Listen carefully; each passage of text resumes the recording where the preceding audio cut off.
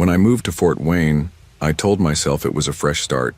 No baggage, no lingering arguments, no walking past places heavy with memory. I'd spent the last 5 years in Chicago trying to make a life with someone who was never fully with me.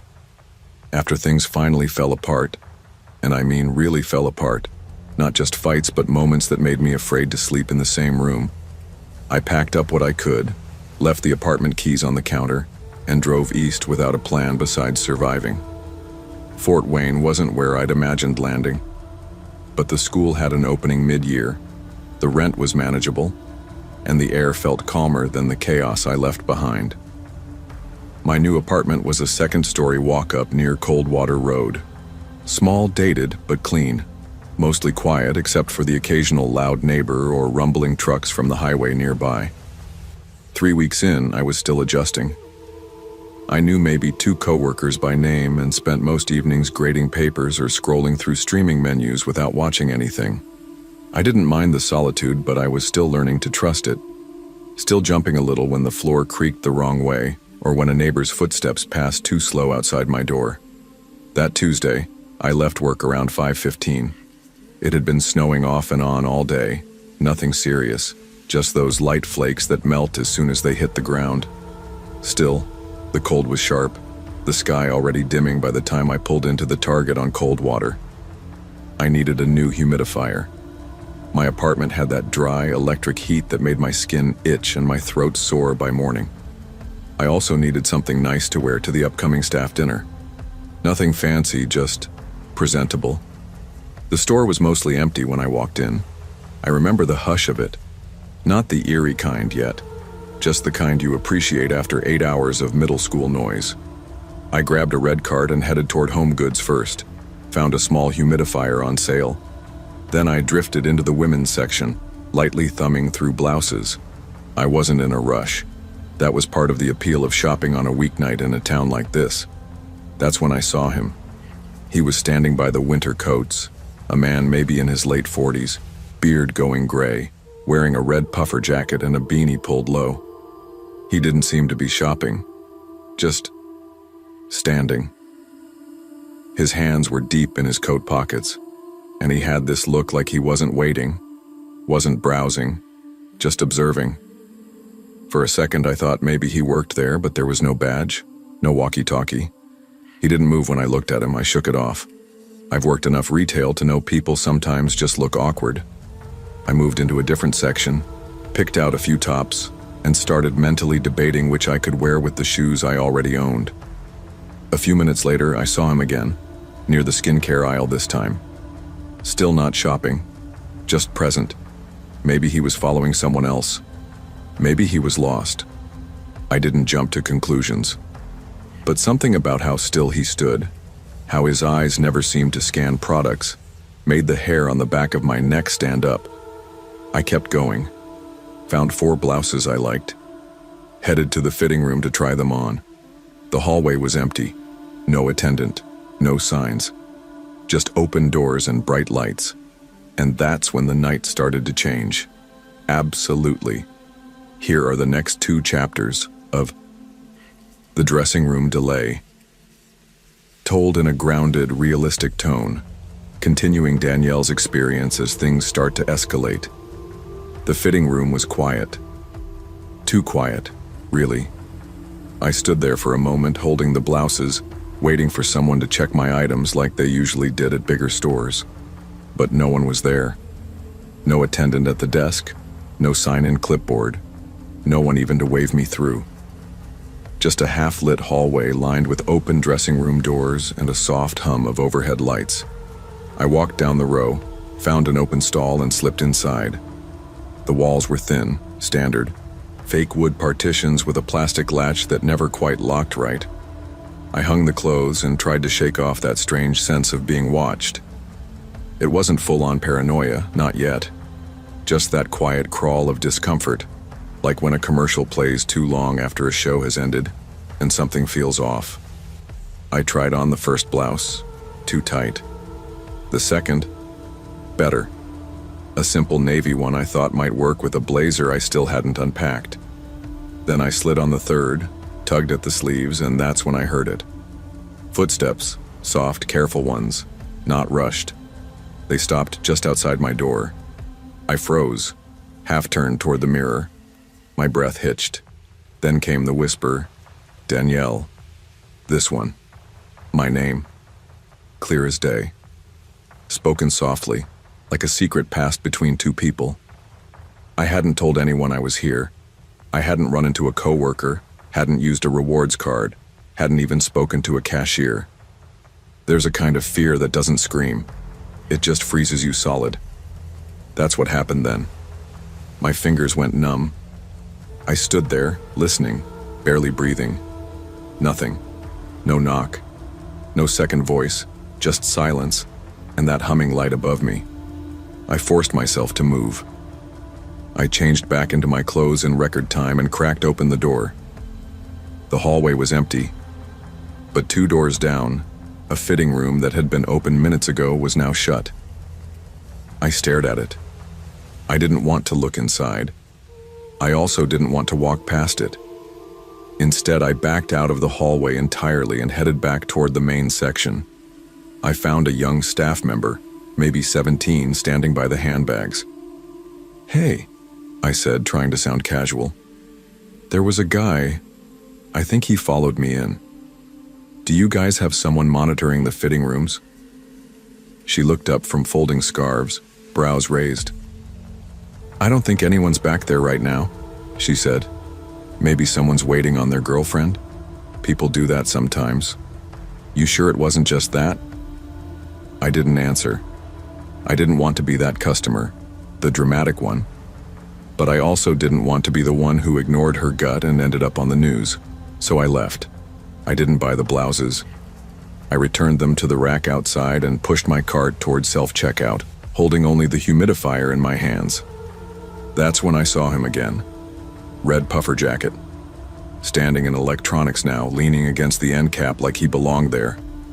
He wasn't touching anything. Just watching. His eyes met mine. No smile.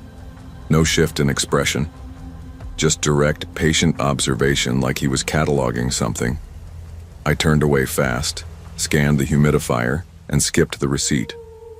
I wanted out. I moved quickly through the automatic doors into the cold night. Then I saw the car. A white sedan was parked directly beside mine, angled slightly, almost touching my driver's side door. No plates, no dealer tag, no stickers. Just a cold, dusty shell of a car that hadn't been there earlier. My stomach dropped. I slowed my pace instinctively, pretending to be checking my phone, then turned and made my way back toward the entrance of the store. Inside, I ducked to the side near the customer service counter, just out of the sensor range of the automatic doors. From there I watched. About 30 seconds later, the red jacket man exited the store and walked straight to the passenger side of the white sedan. I felt a cold, mechanical sort of fear. The kind that slows time and sharpens everything around you. My breaths got shallow. I stepped forward quickly and caught the eye of the girl behind customer service. "Can I speak to a manager or security?" I asked. She blinked. "What's going on?"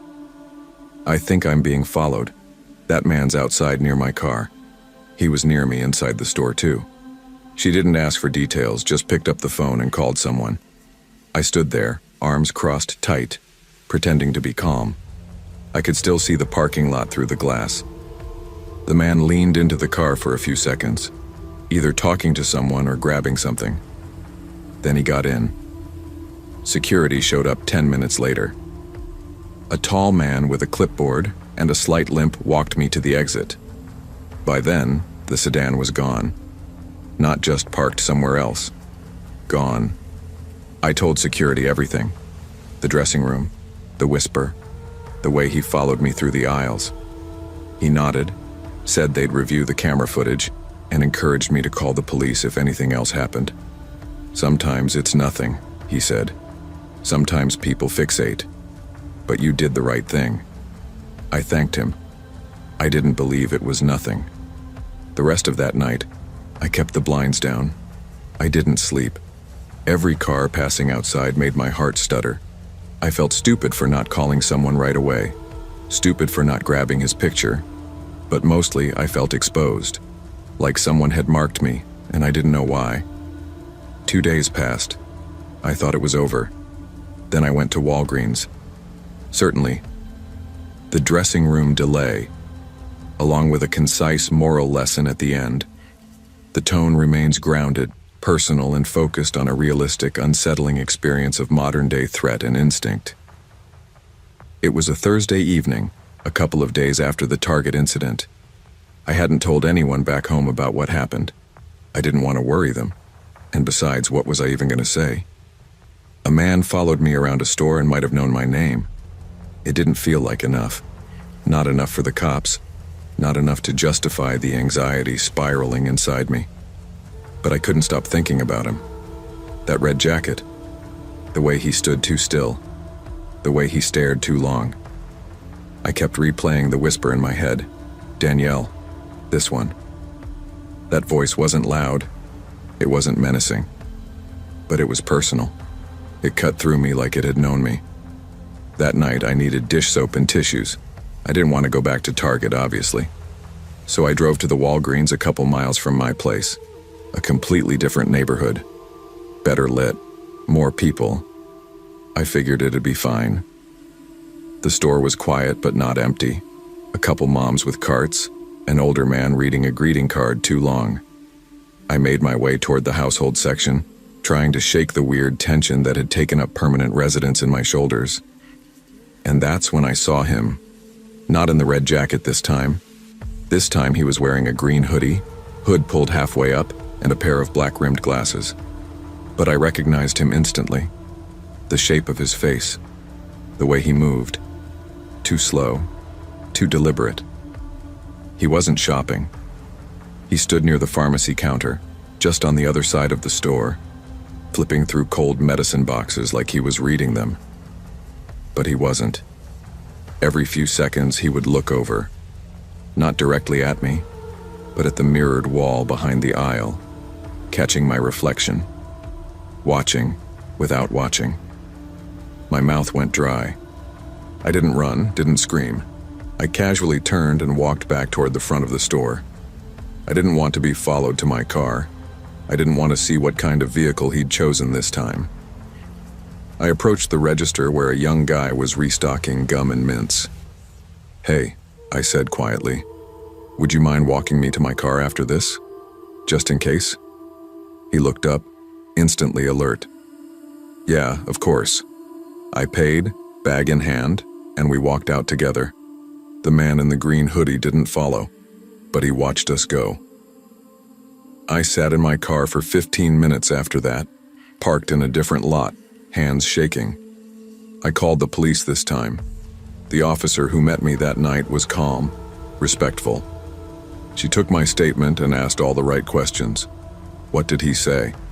When did you first see him? How long had he been near you? I told her everything, and I made sure to mention the most important part, that he knew my name, that I hadn't spoken it aloud or swiped any ID in the store. "Could he have overheard you on the phone?" she asked. I wasn't on the phone.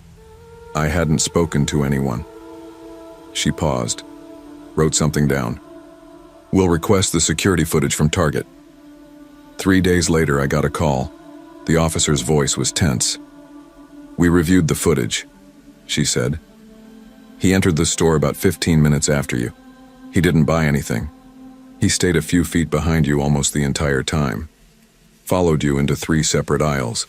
And then he stood outside the fitting room for several minutes, holding his phone." My stomach flipped. Was he recording? We couldn't confirm from the angle, but that's our guess. They ran the footage through facial recognition, but there was no ID hit. The white sedan with no plates was still a dead end. There wasn't enough to charge him. He hadn't spoken to me directly on camera. He hadn't touched me. But they took the report seriously. "He's done this before," the officer said quietly. "We've had similar cases where women were followed, filmed, surveilled. We just don't always catch them in the act." I changed my locks, started checking my backseat every night. I bought pepper spray and carried it even to the mailbox. I haven't seen him since, but every time I step into a quiet store or hear a soft whisper in a place where there should be none, my body reacts before my brain does. He knew my name, and no one could explain how. Trust your instincts. They're not paranoia. They're your mind picking up what logic hasn't caught yet. In an age where privacy is thin and attention can turn predatory in an instant, awareness and action are your strongest defenses. If something feels wrong, it probably is. Speak up. Walk away. Ask for help. Your safety is worth more than your comfort. I never expected late-night retail to be thrilling. My name's Jenna M. I'm 22, juggling online college with part-time evening shifts at Target on Mack Road in Sacramento. I took those shifts to save rent money and keep my GPA afloat. Most nights were the same. Slow traffic, stock checks, the occasional price check or coupon dispute. Until one Thursday at exactly 9:10 p.m., everything changed. We had about 50 minutes until closing. I was wrapping up lane cleanup and nodding at the manager doing inventory. I tapped my scanner idly, glancing at a coworker across the aisle. Then he arrived. A man in his 40s with a wrinkled dress shirt tail tucked and untucked in parts, carrying only pretzels and a lavender-scented candle. Simple items, no coupons, no rush. He slid into my lane smoothly, like he'd been here before. I greeted him with my script. "Evening. Did you find everything okay?" He moved slower than necessary, gaze steady. Calm. Too calm. Our conversation began as routine until he leaned close and said, "You remind me of someone I used to know. That voice of yours. Sharp memory." My scanner beeped as I rang up the candle. I managed a polite laugh, handing him the receipt, but the moment stretched. His eyes lingered on me. "Do you always work this late?" he asked, still smiling. I replied, "It varies. This is one of my evening shifts. Have a good night, sir." He accepted the bags, turning slowly as if studying me. He left, or so I thought. 20 minutes later, I spotted him standing halfway down the cleaning aisle, gazing in my direction. No cart, empty hands, just presence. Like a shadow with purpose. My pulse quickened. I told my supervisor, Harriet, but by the time she looked up, he'd slipped away. No one else noticed. She gave me a sympathetic smile. I nodded, insisting I was fine. But I wasn't. The shift dragged on. Every time a customer approached, I half hoped to see him walk in again, but feared it too. By the time I finished closing duties, the store was eerily quiet. I clocked out, grabbed my purse, stepped into the employee lot in the dim light. Most cameras were down, reported for repair. My car waited near the back, in the harsh shadow of a street lamp that flickered. I unlocked the door and froze. Under the windshield wiper lay a small white envelope. I fumbled to open it, and my heart tightened at the note inside. "Sorry, I forgot to ask your name. You looked rushed. Next time I'll wait." No signature. Just the chilling reminder that he'd known when I worked, he'd observed, he'd cared. I drove home in silence. Did not tell my roommate. Did not check locks on her warning. I kept my door locked all night. As I lay awake, I realized something. I'd crossed into someone else's story, someone who knew I existed. That carried a weight I didn't know how to measure. College started next morning. Online lectures I played through headphones, trying to focus. I tapped away at notes, but my mind kept returning to the note, to his calm smile, to the way he watched. I felt exposed, remembered the cameras down, the leering air around my shift. I texted the note to Harriet. She replied, "We're asking HR tour manager. You okay?" I said I was, but my voice wavered that evening when I showed up for shift again. My next shift started at 9:00 p.m. on Saturday. I intentionally asked to be on a different lane. "Just routine," I told the front with a half-truth. I kept my back to the wall, eyes scanning mirrors behind the register. Every bell, every customer felt like a risk. 30 minutes in, I caught a familiar face near guest services. Not greeted someone, not asking for help, just idle. He wore glasses now, no dress shirt, but the same shape, tall, quiet, observant. My scanner beeped. I faked a cough, summoned my manager, and whispered, "It's him," she replied. "Stay calm." I almost didn't, but I rang up transactions waiting. The man pretended to adjust a return slip he held. He glanced in my direction twice, and then left. No purchase either. That's when I broke. I sent the manager a text. That's the same man from the note. We watched security cameras together. He had taken no item, no ID, just hovered. Shoplift formalities didn't apply. By the end of my shift, I felt wrung out. I parked near the front, got in, locked doors, backed out slowly. I drove home in tears. Fear had replaced the usual easy fatigue. 2 days later, I received a Venmo request. Username unknown, but the memo caught me cold.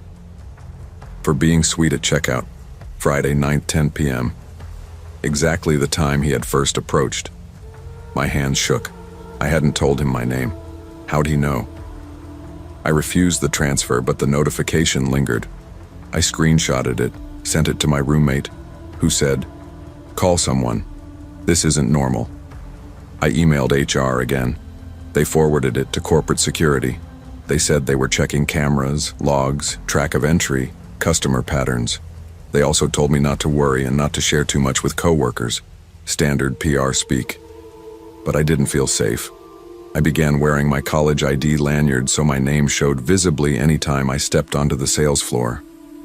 He didn't deserve to have it. I did. When I finished shift that night, I checked the mirror before mounting the step to the parking lot. Cameras near the employee lot still down. I got in my car, locked it, took a deep breath. I felt anger. I felt fear. That Sunday afternoon, my roommate got a random DM. The account had vanished from Venmo, but attached was a screenshot. Our target employee roster, complete with names, ID numbers, and shifts. My blood ran cold. He'd stolen it, or had an inside source. My shift times had been predictable. I was a schedule fixture. He had risked it all. Target's HR told me they were working on that leak, that they would disable access. But I was done. I couldn't step into that store without feeling followed, watched, hunted. Outside of work, my sleep unraveled. At night, I'd visualize the dark parking lot, the flickering street lamp, the man leaning in at lane 8 while I smiled and scanned. I couldn't shake him. I began changing my schedule, but anxiety and rent collided in my mind. I handed in my 2 weeks the next morning. I couldn't explain it beyond what I felt. I just don't feel safe. The assistant manager looked sympathetic. The district manager promised action. I didn't accept assurances.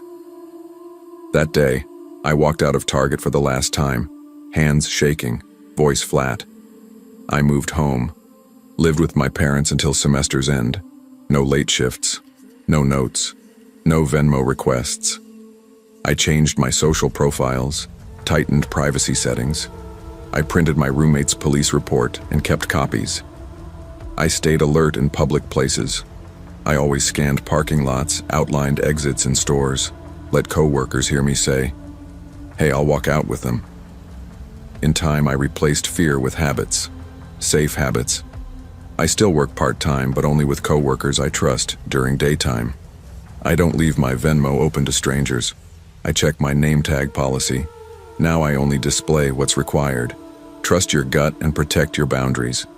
It's easy to slip into politeness in retail, but remember, safe workplaces depend on respect, both sides. If someone knows more about you than they should, take action. Report it. Leave. You deserve safety more than service.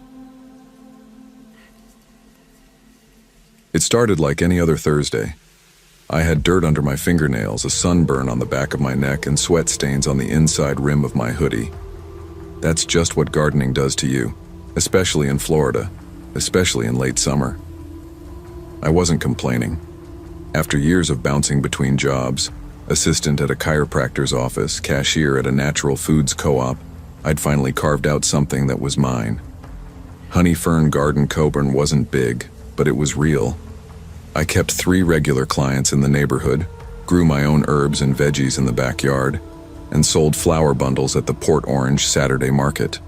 I stopped by Target that afternoon to grab a few things: gloves, a new wide-brim hat, some organizing bins for the back shed, and a giant bag of potting soil that I probably should have picked up earlier in the week. I wasn't expecting anything eventful. I had earbuds in and a grocery list half finished in my head. That's when I saw him. He was standing at the end of the gardening aisle, pretending to look at fertilizers, but his eyes were on me. Mid-40s, maybe older. Gray around the temples, slight belly, clean flannel shirt tucked into faded jeans. Not a Target employee. No red shirt, no name badge. I glanced at him once and then again when I felt like he hadn't looked away. He caught my second glance and smiled. It wasn't creepy. Not yet. Just that easygoing southern politeness. "Sorry," he said, nodding toward my hoodie.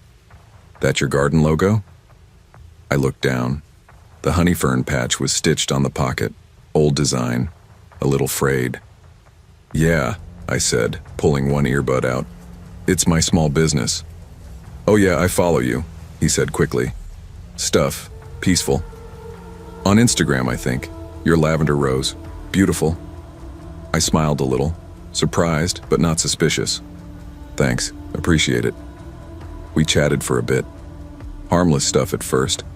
How hard it is to grow tomatoes this year, the heat wave making mulch smell like compost, those tiny gnats that invade every time you water late in the afternoon. But then he started asking more specific questions. "You work over in Cypress Hills, right? That's what you posted about last week." Sometimes, yeah." "You deliver herbs too? Or just flowers?" "Mainly just bouquets. Mostly Saturdays at the market."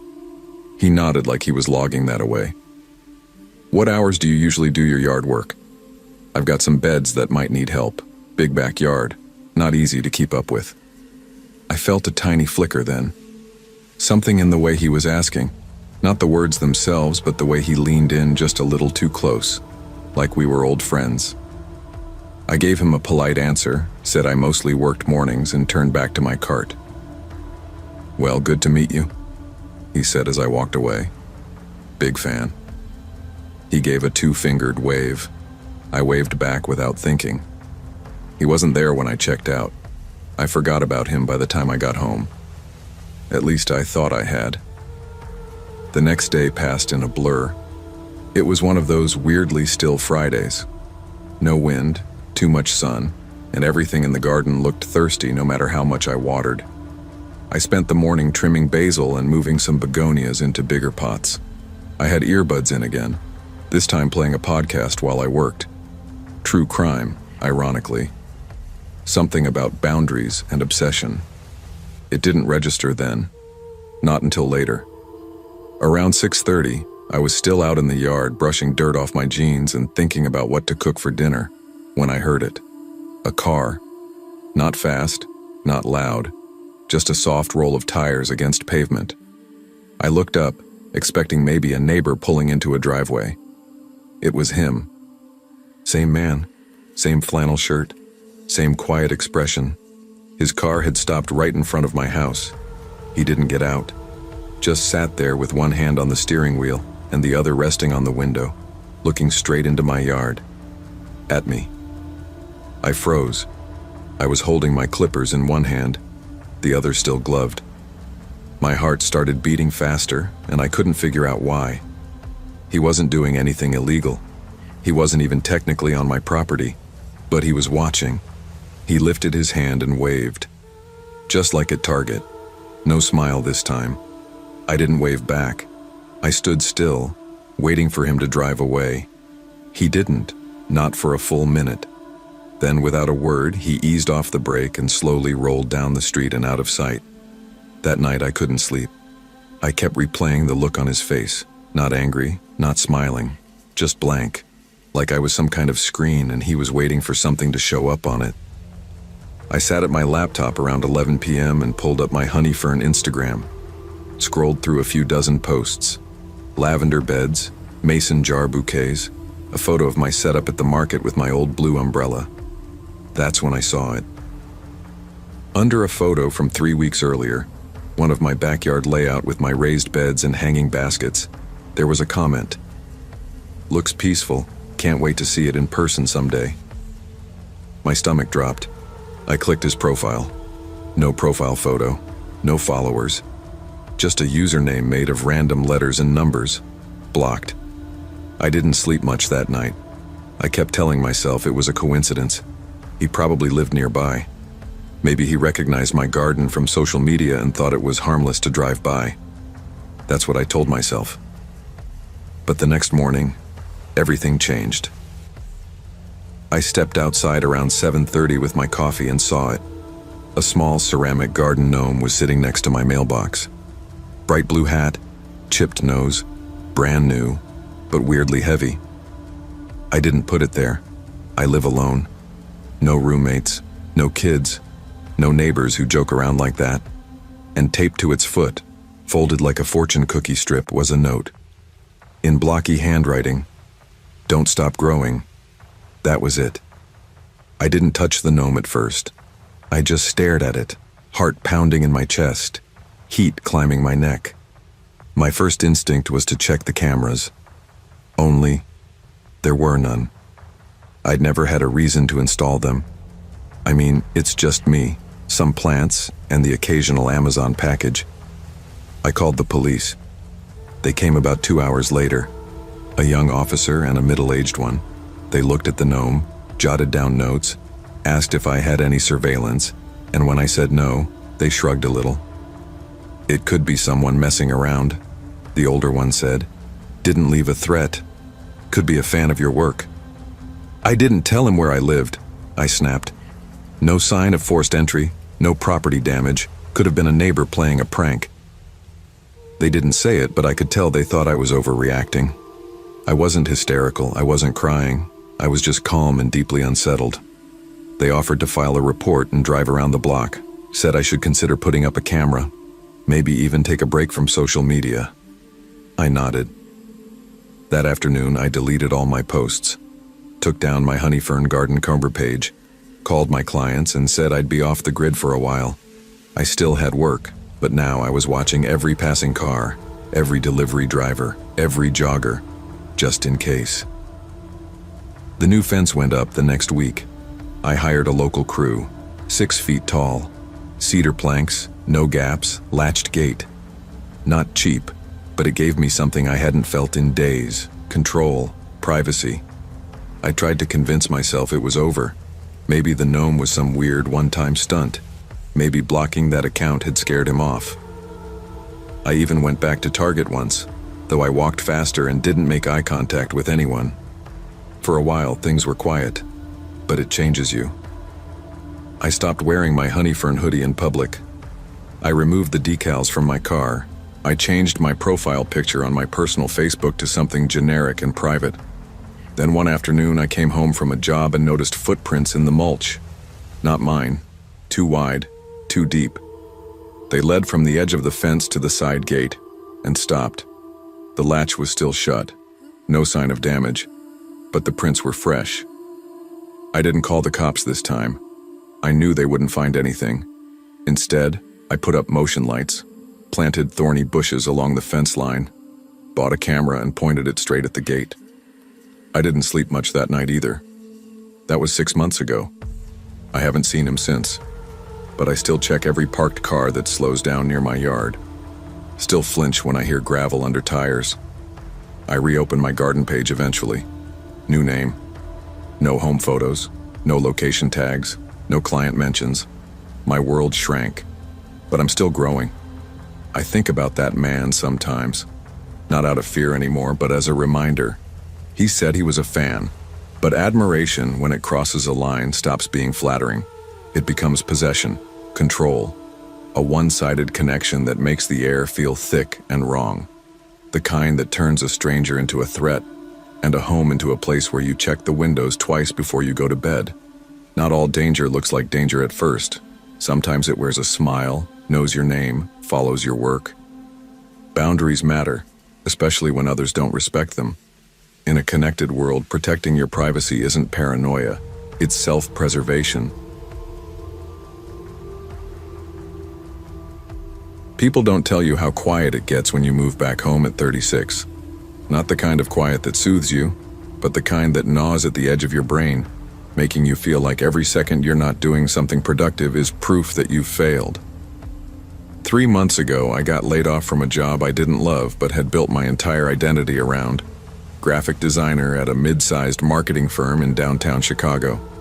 One meeting, one budget cut, and I was back in Naperville sleeping in my childhood bedroom, staring at glow-in-the-dark stars on the ceiling I'd never peeled off. Sunday afternoons were the worst. Everyone had somewhere to be. Families at brunch, friends posting weekend getaways, co-workers I no longer had updating LinkedIn with fake cheer about new opportunities. So that Sunday, when the clouds were heavy and the house felt too still, I decided to go to Target. I didn't need much, just toothpaste. But I figured the noise, the normalcy, the people milling around might do me some good. It was busy, which helped. That weekend, crowd buzz, carts clacking, toddlers wailing near the toy aisle, teenagers with boba and earbuds laughing at things I couldn't hear. I wandered longer than I needed to. Electronics, home goods, a glance at books I wouldn't buy. I took my time. Nobody was waiting for me. Near the seasonal section, fake pumpkins, discounted fall wreaths, I felt a bump on my shoulder. An older woman, probably in her late 60s, short gray hair and pale pink sweater, stepped slightly in front of me. "Oh, good," she said softly. "You're right on time." I blinked. "Sorry?" She smiled in a way that made me instantly uncomfortable. Then she just walked away. I stood there a second too long, trying to figure out if I'd misheard her. Maybe she thought I was someone else. It happens. I shook it off. But 10 minutes later, near the home storage aisle, a man in cargo pants and a faded Cubs hat tapped me on the arm. "You work here, right?" She said, "You're the one helping us with the boxes." "What?" "The woman said you were the guy. You're helping us unload." "No, I don't work here," I said.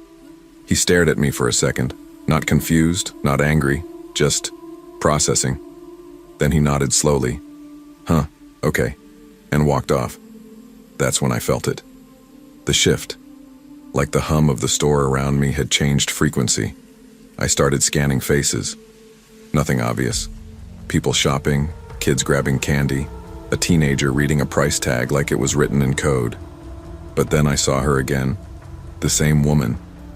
She was near the fitting rooms now, whispering to someone. Then she looked up, right at me. I walked straight to the front of the store and got in line. That's when my phone rang. Unknown number. I shouldn't have answered, but I did. "Noah," a voice said, calm, male. "You're making this harder than it has to be." Then nothing. Click. I stood there, phone still pressed to my ear, as the line moved forward and I couldn't. My heart felt like it was thudding directly into my teeth. I hadn't told anyone my name that day. I hadn't talked to a soul except the cashier. I left the line, walked straight to the help desk and asked for security. I didn't want to explain everything, just wanted someone else to know that something felt off. The woman at the desk gave me that tight customer service smile and paged someone. A young guy in a red vest came over first. He was nice but didn't really understand what I was saying. When I told him about the call, he furrowed his brow. "Could have been a prank," he said. "Do you know the person?" "No, but they used my name, my first name. And they called me right after I saw this woman who... Look, I just want to talk to someone in security. Please." Eventually, a supervisor walked me toward the back, where the office was. I felt like I was making a scene, and I hated that. But the adrenaline was still coursing through me. I wasn't leaving until I figured out what that call meant. As we passed the security office, just a tiny glass-paneled room with a couple desks and monitors, I stopped short. There, on one of the desks, in a stack of papers, was a printed photo. Grainy, black and white. But it was me. I could tell from the hoodie, the way I was holding my phone, even the angle of my arm. It looked like it had been taken from across the store, maybe by a phone camera. I pointed through the glass. That photo, that's me. Why is there a photo of me? The supervisor leaned in. That's not from our system. I backed up, pulse racing. I barely remember what I said after that. Something about not feeling safe. I think I asked them to walk me to the parking lot. I should have felt better once I was outside. But then I saw my car. Back left tire, flat. Not a slow leak. Slashed. Right next to it, a shopping cart shoved against the bumper like someone wanted to make sure I saw it. I didn't wait. I called my mom and had her come get me. 36 years old, holding a Target bag with toothpaste and deodorant, standing in the parking lot like a kid waiting for a ride home from middle school. I didn't go back to that store. Not ever. That night I didn't sleep. Every time I closed my eyes, I saw the woman's face. That weird smile. The tone of her voice when she said right on time. Like I was part of something I didn't sign up for. The next day, I started trying to figure it out. I checked my emails, texts, job applications, anything that might have connected me to a mailing list or a scam. Then I remembered the kiosk. 2 weeks ago, I'd gone to a job fair in Aurora.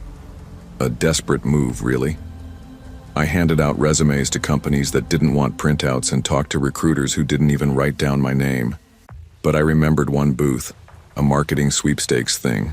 Sign up for a free iPad drawing. All they needed was a name, email, and phone number. I'd been tired. I'd filled it out without thinking. That was the link. It had to be. I changed my phone number the next day, switched my email, made all my social profiles private, deleted a bunch of old posts. I stopped going out, even to the grocery store. I ordered toothpaste online now. And for a few weeks, everything went quiet. I thought maybe that was it, until the burner account started messaging me. The first message came on a Wednesday morning. I was lying on the couch watching reruns, half asleep, when my phone buzzed. A new Instagram message request. The account had no followers, no posts, just the handle. "Amy Mom, we found you again." The message said, "We saw you again at the store today. You left early. You weren't supposed to." I hadn't been to Target in weeks. I hadn't left the house in 3 days. But I knew what they were doing. They wanted me to doubt myself. I blocked the account. 3 days later, a new one popped up. "Why are you hiding? We miss you. You should come back." Every time I blocked them, a new one appeared. Different names, same tone, same phrases. I reported the accounts. Nothing happened. Instagram doesn't have a category for person might be psychologically stalking me through throwaway accounts. Eventually, I stopped reading them. I stopped opening the app. My phone became something I barely touched. And somehow that's what scared me the most. It's been almost a year now. I still live with my parents, though I've taken on a few freelance jobs. Nothing steady, nothing full-time. I don't go out much. I've got groceries on auto delivery, a new phone carrier, and a P.O. box under a different name. I keep my online presence locked down like a vault. But some nights, usually around the same time, 2:45 p.m., I still feel that chill crawl up the back of my neck. Like I'm late for something I never agreed to join. That Sunday in Target broke something in me I didn't know could be broken. Not trust in other people. Not really. It broke my sense of randomness. That belief we all carry that most people don't care about you, don't notice you, aren't watching you. But someone was watching me, and they wanted me to know it. Not every threat comes loudly. Some come disguised as fans, as chance encounters, as nothing at all, until it's too late. In an age of overexposure, where every form asks for your name and every app tracks your location, protecting your privacy isn't extreme. It's essential, because once your information is out there, you don't always get to choose who finds you or what they want. It started like any other Sunday. My name's Jason R., 29 years old, software engineer, currently single, and living alone in a quiet apartment complex off Bailey Cove Road in Huntsville, Alabama. I've always been a creature of habit. Brunch at home, a load or two of laundry, a bit of code review if I was feeling productive, and a late afternoon Target run to grab snacks for the week. Sundays were sacred, not because of church or family dinners, but because they were mine. Quiet, predictable. That particular Sunday, I remember it had been overcast all day, with a sticky kind of warmth in the air that felt more like late April than early March. I tossed a hoodie on over my tee, grabbed my keys, and drove the 10 minutes to the Target on Whitesburg. I'd been meaning to pick up dish soap, some random groceries, and a throw blanket I'd seen the week before. Charcoal gray, soft as hell. I figured it'd look good on my couch, add some warmth to my otherwise tech bro apartment. The store was calm, not empty, but not busy either, just people like me coasting through their Sundays. I took my time, browsed a bit, grabbed a couple things I didn't need, coconut trail mix and some face wash I'd never heard of, and checked out at the self-service kiosk. The receipt spat out neatly. I nodded at the security guard on my way out, an older guy with a gentle, almost sleepy look in his eyes, and walked back to my car. I got home around 7:10, made myself a grilled cheese and tomato soup combo, and threw on a rerun of Brooklyn Nine-Nine for background noise. Nothing weird, nothing alarming, just another end to another week. It was around 8:20 when I crumpled the receipt to toss it and noticed something strange. There was a line item at the bottom that read, "Return label 17B." No barcode, no price, just the item description and the number. I didn't think much of it at first. Glitches happen. But when I turned toward the couch, something caught my eye. Stuck between the folds of the new throw blanket was a small, circular red sticker. Handwritten on it in black Sharpie was 17B. That was odd. I hadn't seen the sticker in the store.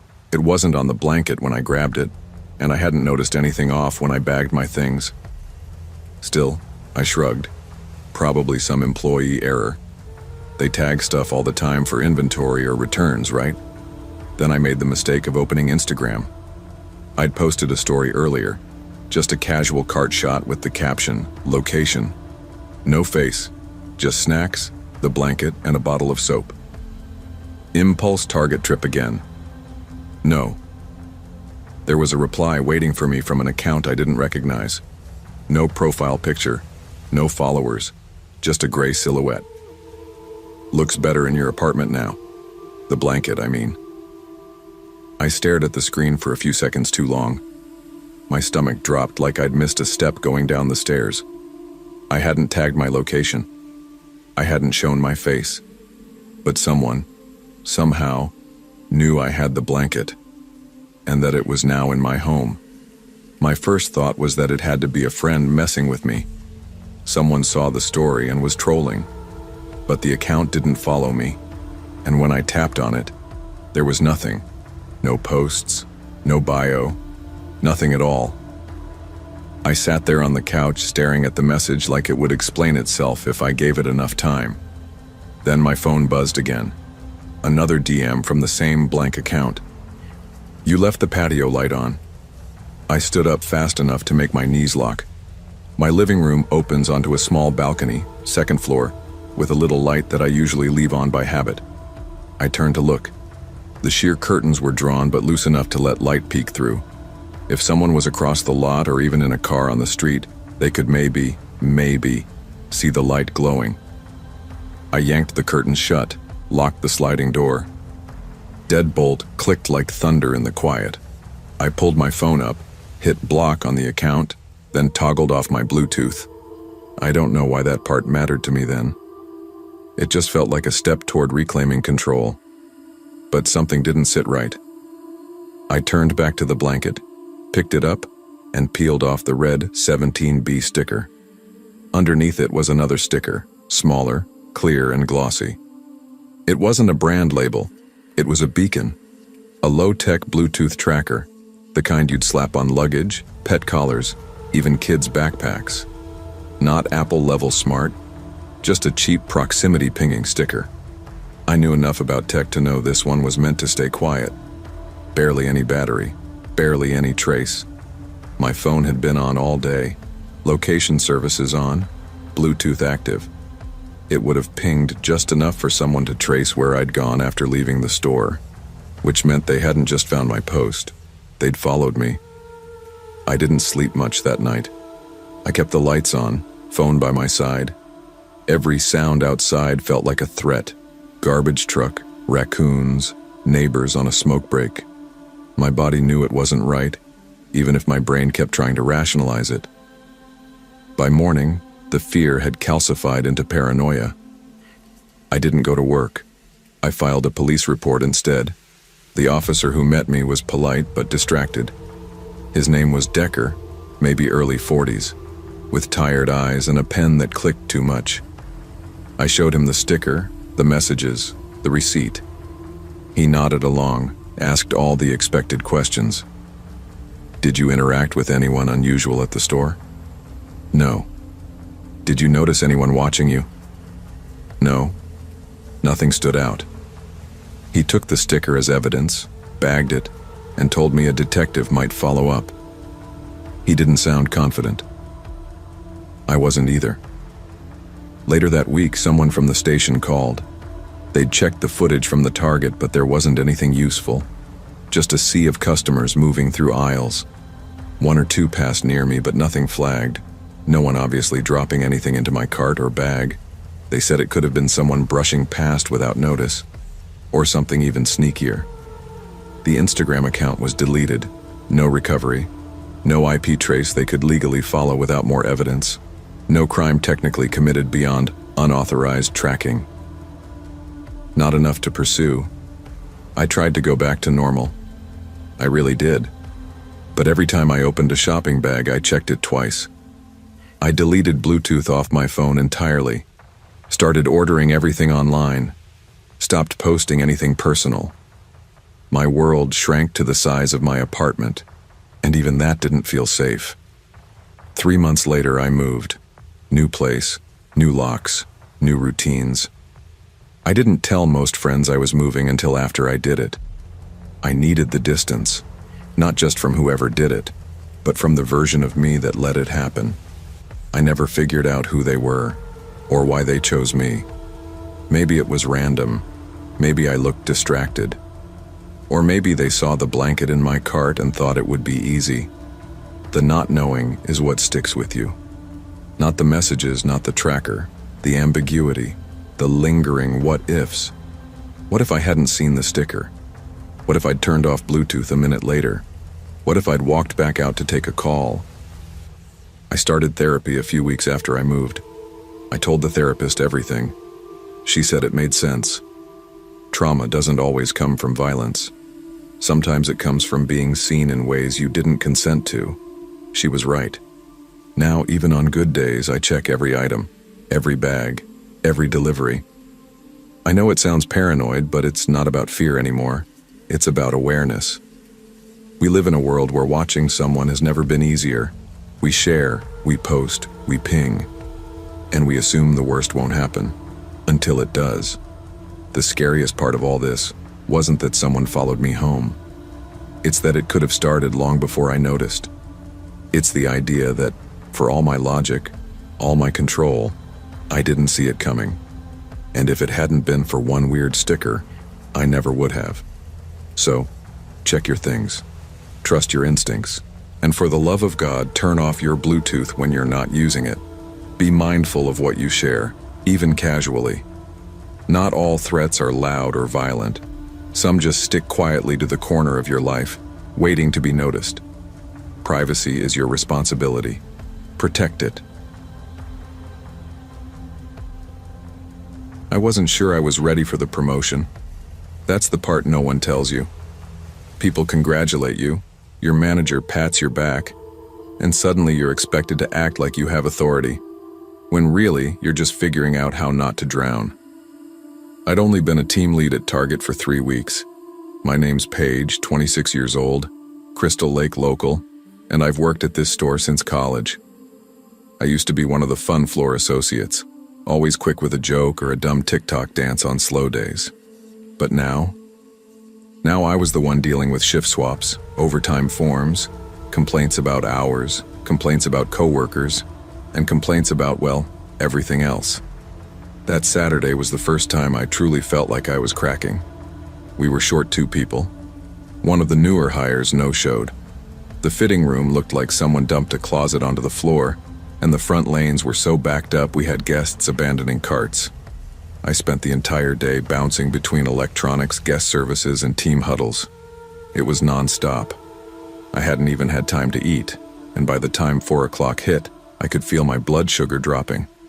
So when I finally ducked into the break room, I was running on fumes. I just wanted 5 minutes in a granola bar. That's when I saw him, sitting at the middle table like he belonged there. Mid-30s, clean jeans, a navy jacket, short brown hair. He wasn't eating, just sitting calmly with his hands on the table like he was waiting for a meeting. Hey, I said, stopping short at the doorway. He looked up and smiled, not surprised, not nervous. Someone. They told me to meet here. Oh, sorry. I was just waiting on the break room door as badge protected. He shouldn't have been there. No guests are ever supposed to be past that hallway. This is for staff only, I told him. Who are you meeting? He tilted his head like he was trying to remember. Orientation was here. Karen? Or Kendra, maybe? She said. I frowned. We don't have orientation today. What's your name? He stood casually and gave me that same easy smile. Huh.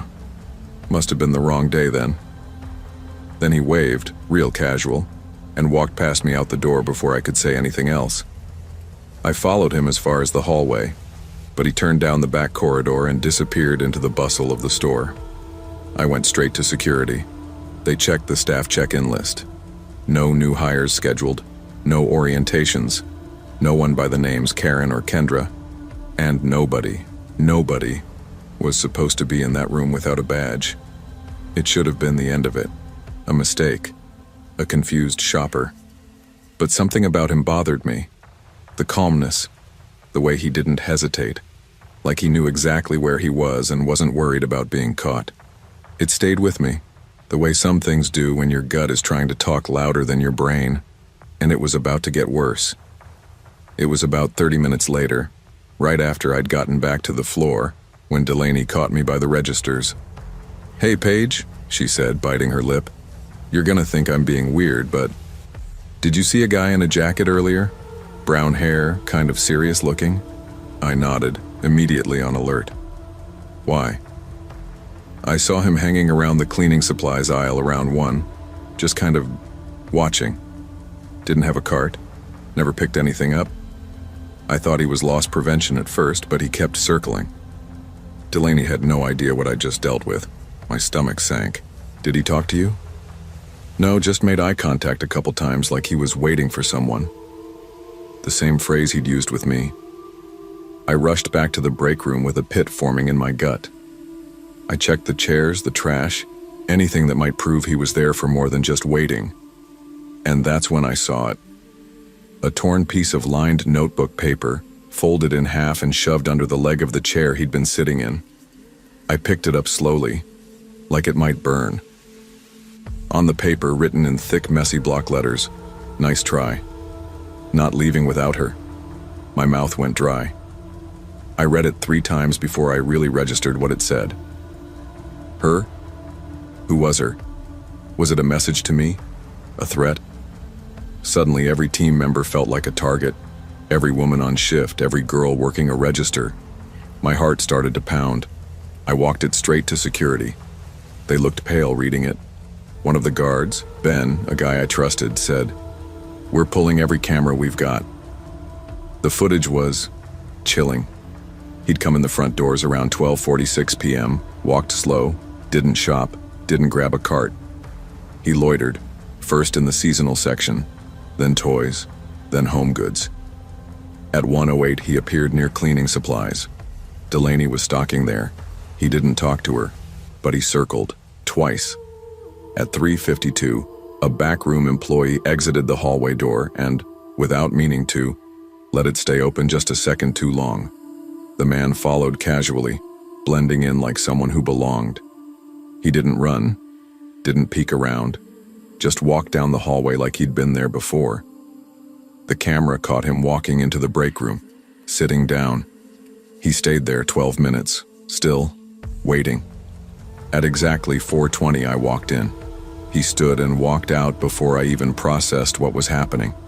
We checked footage from other days, weeks. Nothing. He hadn't been seen before, not once. Security called it in. Management got involved. Everyone started asking questions. But we had no name, no face recognition, nothing to go on but a scribbled note and a gut feeling that something wasn't right. Then Monday morning, I got a text from Delaney. "I don't think I can come in today. I think he followed me to the bus stop yesterday." I stared at my phone, heart thudding. I called her immediately. She didn't pick up. Texted me again a few minutes later. I didn't want to make a big deal, but he was there again, across the street. I left quick. I don't know what he wants. I went straight to our store manager. The police were called. A second report was filed. We printed the guy's image from the security footage and handed it to every employee with a warning. Do not approach. Report immediately. Lock the break room doors. Keep eyes open.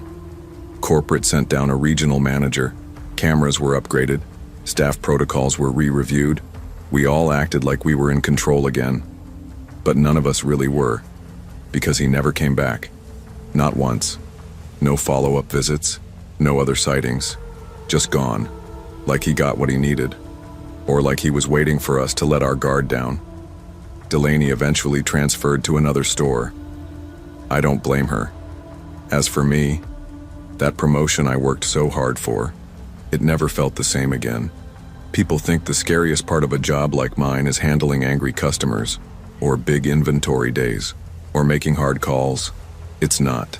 The scariest part is the moments in between, when something isn't quite wrong, but your body knows better than your mind. When someone's face looks too calm, when a door closes too quietly, when you realize that being in charge doesn't mean you're safe. That guy sat in our break room for 12 minutes. He had to know where it was, had to know how to get in. And he didn't panic when I walked in. He left like it was part of the plan. That paper, not leaving without her. He never told us who he meant. And that, more than anything, is what stays with me. Not knowing, not having closure, just carrying that unease around like a shadow stitched to your back. I'm still at target, still leading. I've gotten tougher, sharper. But I never go into the break room without checking the lock first, because now I know the truth. Sometimes the danger isn't out there. It's already inside. Leadership doesn't mean you're invincible. It means you're responsible. For the people around you, for the spaces you protect. Trust your instincts even when they make you uncomfortable. And never ignore the quiet warning signs. They're trying to tell you something. I've always thought of Target as my safe place. Maybe that sounds dumb, but when you're a 17-year-old girl juggling AP classes, late-night homework, and a part-time job at an ice cream shop, safe spaces matter. My mom works full-time. My dad's out of state most weeks for his job, so I spend a lot of time managing myself. School, meals, errands, all of it. Target was 5 minutes from my bus stop. Bright lights, clean aisles, friendly cashiers. A place where I could run in, grab a few things, and feel like the world was still in order. That night was supposed to be quick. I needed a gift bag and wrapping paper for my best friend Lexi's birthday. Nothing fancy. Just a cute bag and maybe a roll of that sparkly gold stuff she likes. I remember it was a Friday. It was still warm even though it was mid-January. Weird California weather, like always. The sun had already dipped behind the hills, but the parking lot was full. The store buzzing with the usual after-work crowd. I didn't even take a cart, just walked straight in with my tote bag and went toward the seasonal section. Everything was pink and red. Valentine's Day was coming.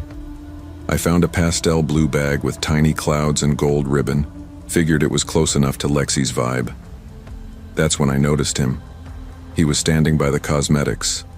A man in a black hoodie, hood down, maybe late 20s or early 30s, kind of scruffy, holding his phone but not looking at it. He wasn't shopping, just standing there, pretending to look at mascara. I barely registered it at first, just one of those things you clock without thinking. But then I walked over to stationary, maybe 30 feet away, and somehow, 2 minutes later, he was there again. Standing near the journals, still holding the same phone, still not doing anything. It wasn't until the third department that it clicked. I'd gone over to snacks, thinking of grabbing Lexi her favorite sour gummies, and there he was. This time, leaning against a shelf of trail mix, pretending to read a nutrition label. I didn't want to panic. I'd seen enough TikToks about girls being followed only to find out the guy was just shopping too. So I told myself, don't overreact. Still, I felt it. The tension in my spine. That weird heat behind your ears when something is off. I gripped the bag in my hand and decided to make one final stop. Self-checkout. It was the part I hated most. I always worried about looking awkward while scanning things. But that night, I wasn't thinking about appearances. I just wanted to get out. The self-checkout area was still busy. Families, couples, a mom with a screaming toddler. I found an open register and started scanning the few items I had. I barely noticed him come up behind me, until he picked the register right next to mine. You know that feeling when your stomach drops for no reason? Like your body knows something before your brain does? That's exactly what hit me. He didn't have a basket, no cart, no items in his hands. Just the same black hoodie, the same old phone, now held low, like he was texting or checking something. But I kept seeing him glance at my screen, watching what I was scanning. I tried to stay calm, scanned a candy bar just to buy time. My fingers shook as I tapped the touchscreen. A notification popped up. Unexpected item in bagging area. I sighed, irritated, and that's when I noticed he still hadn't scanned anything. Not a single beep. Not a single movement. Just standing there, watching. I looked toward the self-checkout attendant, a woman maybe in her 20s, long braids pulled into a bun. I recognized her from other visits, but I didn't know her name. I leaned in, pretending to adjust my bag, and whispered, "That guy's been following me. He's not checking anything out." Her eyes flicked up immediately. She didn't say a word, just gave me a subtle nod, then tapped her walkie. That's when he bolted. He didn't speak, didn't argue, didn't even look at me. He just turned on his heel and walked, fast, straight out the doors. It all happened in seconds. The attendant called over someone, a manager, I think, and they went into action fast. I was still at the machine, frozen in place, heart thudding in my chest, trying not to cry. "Do you want to stay here while we call someone?" the attendant asked. I nodded. They sat me on a bench near guest services while the security team pulled footage. A man in a red shirt with a clipboard came over and asked me to describe the guy. What he looked like, what aisle I'd seen him in. I gave the best details I could. Black hoodie, dark jeans, maybe 5'11", kind of thin, unshaven, pale skin.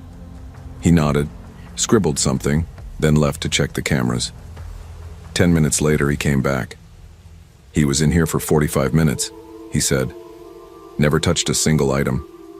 My stomach turned. "He showed up in 5 departments you were in, always within a minute or two after you. Cosmetics, stationery, snacks, home goods, checkout. That was it. No confrontation, no threat, nothing happened. Technically, except it did. My mom picked me up from the store. I didn't say much in the car, just held onto my bag and stared out the window. My hands wouldn't stop shaking. When we got home, I told her everything. She listened quietly, and then did what moms do, started making calls, first to the police, then to Target, then to the school. The police came by our house that night. A young officer named Ramirez took my statement. He was polite, but there wasn't much he could do. He didn't steal anything, didn't talk to you, didn't touch you. Technically, there's no crime, he said. But he followed me for almost an hour. I understand, Ramirez said, or harasses you. But California law doesn't let us pursue this unless he threatens. My mom was furious. So what, we wait until he actually does something? Ramirez looked tired. We flagged the footage. If he shows up again or tries to contact her, we can act. Until then, just be cautious. That night, I couldn't sleep. I kept thinking about those moments in the aisles, the way he stood too close, the silence, the way he held that phone like it was more than just a phone. The next morning, the store called back. They'd found something. There was an empty Target shopping bag tucked under a bench near the dressing rooms. Inside it, a change of clothes, jeans, t-shirt, sneakers, all generic brands. And a phone. Not the one he had at checkout. A second phone, a cheap prepaid model. No SIM card, no data, except for one thing. A single photo. Me, taken from behind, walking into the cosmetics section. I don't remember how I reacted. I think I went numb. I kept saying I was fine, but I wasn't. The thought that someone had taken my picture, planned something, maybe even waited for the right moment. It haunted me. The police opened a report, but they couldn't trace the phone. And without an ID, they couldn't confirm who he was. The security footage helped them pull a still image of his face, and they flagged it in their internal system. But that was it. No arrest, no name, no follow-up. He disappeared. After that, everything changed. I stopped shopping alone. My mom gave me pepper spray and made me promise not to use earbuds in public spaces. I deleted a bunch of my social media accounts, made the rest private. I even changed my bus route. At school, I acted normal. Told Lexi the gift was in a different bag because the other one ripped. She never knew. I didn't want to ruin her birthday, but deep down, I was different. Because fear doesn't always show up loud or obvious. Sometimes it's quiet. It waits. It lingers. I still think about that man. What he wanted. What he was planning. If I hadn't noticed him, if Jasmine hadn't believed me, what would have happened? I'll never know. And maybe that's the scariest part. But here's what I learned. Trust your gut. Always. If something feels off, it probably is. You don't owe politeness to strangers who make you uncomfortable. You don't need proof to ask for help. You don't have to wait until something bad happens to act, because sometimes being safe means acting when it still feels small, when fear is just a whisper, and sometimes that whisper is the only warning you'll get.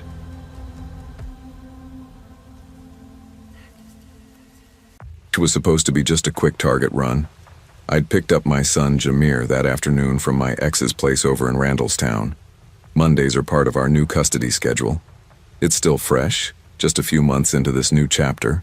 Shared parenting, rotating weekends, trying to be present while holding down a part-time Lyft gig and finishing the rest of my degree online. Life's a juggle. But Jameer had asked, "Daddy, can we go to Target? I need a new backpack."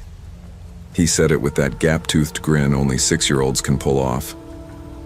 I was tired, sure, but I couldn't say no. It wasn't just a backpack. It was a moment. Our moment. And I was trying to stack up as many of those as I could. We pulled into the Target on Reisterstown Road just after 7. The store was still buzzing from the dinner crowd, but not chaotic. I parked near the middle of the lot and we strolled in. Jameer bouncing beside me, talking non-stop about how he hoped they had Spider-Man or Sonic or anything cooler than dinosaurs. Inside, everything felt normal, comfortable, safe. We found exactly what he wanted. A Spider-Man backpack with glow-in-the-dark webbing, a pencil case shaped like a Pokeball, and folders in every color he could carry. He even grabbed a pair of clearance socks with Charizard on them, which I had to admit were kind of fire. We made our way to checkout. That's when I patted my pocket and felt nothing. Wallet gone. My heart dropped. Then I remembered. I'd left it in the cup holder of the car after pumping gas earlier. Classic Malik move. I told the cashier, "Can you hold these for just a sec?" I left my card in the car. She nodded, already moving our items behind the counter. I looked at Jameer. "Stay right here, okay? Over by the snack shelf. See that security guy? You stay where he can see you. I'll be right back." He nodded, serious as ever. I rushed out. That's when things went sideways. The parking lot was still well lit, busy enough that I didn't feel on edge. I was halfway to my car when I saw him. A man crouched near my rear tire, one knee down like he was tying a shoe. He stood up just as I got close. "You dropped your wallet earlier," he said, smiling. "Mind if I show you where?" His voice was calm, friendly even. But something about him felt off. Mid-30s maybe. Beanie pulled low, oversized jacket despite the warm evening. His hands were empty, no wallet in sight. And his eyes, they didn't match the smile. I stopped short. "Nah, man. I didn't drop anything." He held my stare for a second too long, then turned and walked away fast, heading toward a black Chevy Malibu idling 2 rows down. The engine was running. I didn't wait around to see what he'd do next. I popped open the car door, grabbed my wallet off the console, and jogged back inside. It wasn't until I hit the sliding doors that something hit me harder than anything else had. Jamir wasn't where I left him. My stomach dropped so fast it made me dizzy. I called his name once, too loud, too desperate. People turned. A young employee in a red vest came rushing over. "Is everything okay, sir?" "My son," I choked. I told him to wait. Little boy, red Spider-Man shirt, curly hair. He was standing by the snacks. "I just saw him," she said, eyes widening. "Restrooms." He was with a man. They were walking toward the I didn't even thank her. I ran.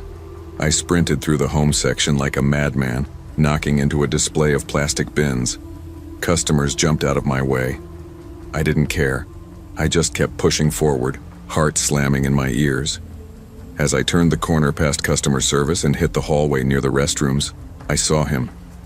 Jamir, standing there, alone, confused, small. He looked up, eyes wide.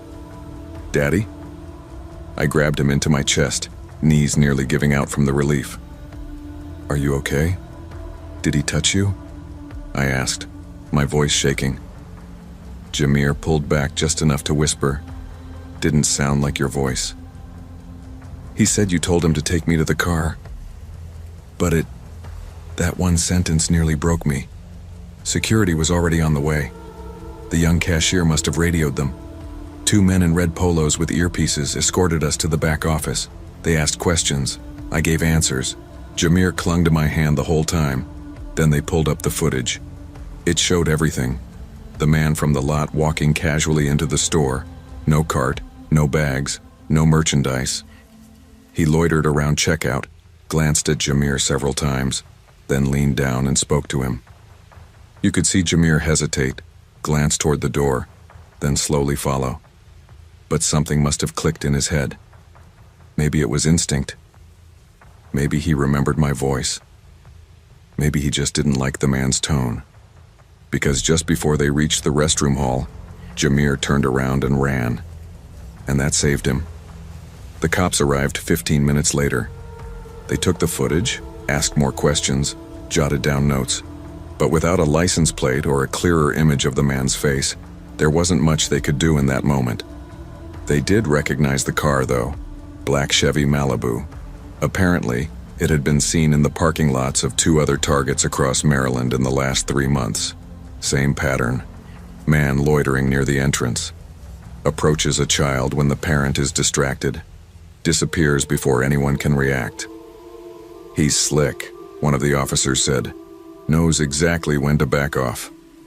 They flagged the vehicle in their system, said they'd increase patrols, but that was all they could promise. Jamir sat on my lap the whole time. He didn't speak much, just curled into me like he hadn't in years. And I sat there thinking how close I came to losing him. Not from some loud, dramatic moment, not from violence, but from a quiet, calculated lie. We didn't finish shopping that night.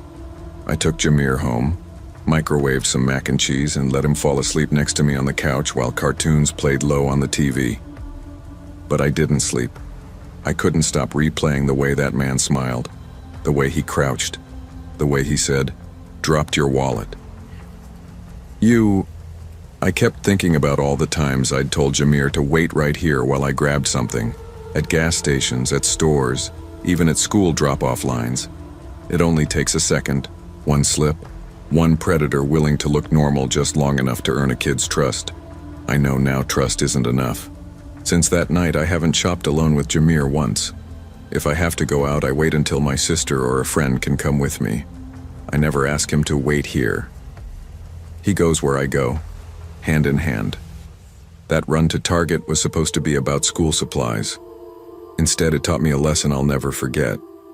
The real danger doesn't always come with a mask or a weapon. Sometimes it looks like a smile and sounds like a voice that almost, but not quite, sounds like yours. Always stay close to your children, especially in public places. Predators don't always come in force. They come in silence, in ordinary moments. A few seconds of awareness can make the difference between safety and a lifetime of regret. Listen to your instincts and teach your children to listen to theirs. When I tell people I'm a stay-at-home dad, I usually follow it with a little laugh. It's still unusual even here in Orlando. But for me, it just made sense. My wife's job got transferred across the state, and daycare costs around here are nearly as high as rent. So I decided to stay home with Hazel, our spirited 3-year-old, while my wife handles her project management position at a tech firm downtown. I'll be honest, I never expected just how rewarding and exhausting it could be. Most mornings start with crayon scribbles on copier paper and Dora on TV. We rotate simple routines, a stop at the park, lunch, nap, maybe a splash in the kiddie pool. I love it, even on the days I feel like I barely remember what sunlight feels like outside our tiny backyard. That Tuesday started just like any other. We woke early. Well, Hazel woke early. She clambered into bed with me around 6:30, clutching her half-eaten plush bunny. After breakfast and a disaster with spilled yogurt, she declared she needed a new box of wipes and diapers. My wife was out helping a coworker move, so it was up to me. I threw on joggers, coaxed Hazel into her stroller, and we hopped in the car for our 30-second commute to the Target down Colonial Drive. The store was calm, a quiet weekday morning, the kind of mid-morning lull that feels almost sleepy, even indoors under fluorescent lights. Hazel hummed a tune she'd made up, patting her bunny and occasionally pointing at cereal boxes with wide-eyed awe. We found the wipes, found the diapers, and I retrieved a sturdy, cheerful pink box of toddler socks that somehow made me smile. Hazel picked out a small dinosaur toy as a treat, and I let her hold it, telling her maybe for another time. It was moving into the toddler girls section, where I wanted to grab a couple more socks, that everything changed. The moment I stepped in, I could feel it, that strange hush in the air, like someone turned down the volume on everyone else. I knelt to collect Hazel's dropped bunny, that bunny she first hugged the moment she woke up, and I felt it before I saw it, the stares. A woman about my age stood near the rack, arms crossed, eyebrows raised. Another woman, pushing a cart with her toddler, leaned in close, glancing in our direction. I couldn't hear whispers, but I could read the glances. Suspicion, doubt, maybe even annoyance. I forced a smile at Hazel and said, "Come on, kiddo. We'll find a pair up here." "Here, Daddy," Hazel said, pointing at a pack of socks with mermaids. I grabbed it and stood up, trying to keep smiling. But suddenly I noticed a Target team member, a woman in a red polo, making her way through the neighboring aisle. She paused, watched me, then walked over. "Hi, sir," she said, voice polite but hesitant. "Can I help you find something?" I was taken aback. Yeah, these," I began, indicating the mermaid socks. "Socks for my daughter." "Just picking. I'm sorry," she said, inscription flickering in her eyes. "Someone might have been watching." "It's just, we had a guest concern," that my stomach sank. "Watching Hazel?" She leaned in and said, low voice, "Verify. But you're her father?" "Could I just ask you to wait with, I just wanted to," I felt a flush, a wave of everything, anger, humiliation, helplessness. "Yes, I'm her dad.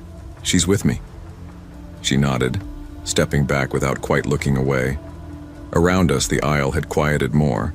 A man by the kids' books turned and looked our way.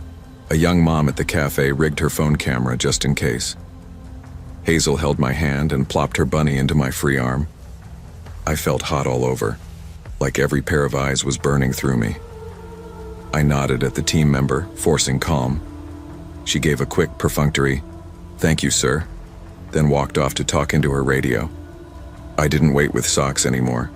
I picked them up, bundled Hazel's items in my arms, and moved straight to checkout. No browsing, no pause, no forgiveness.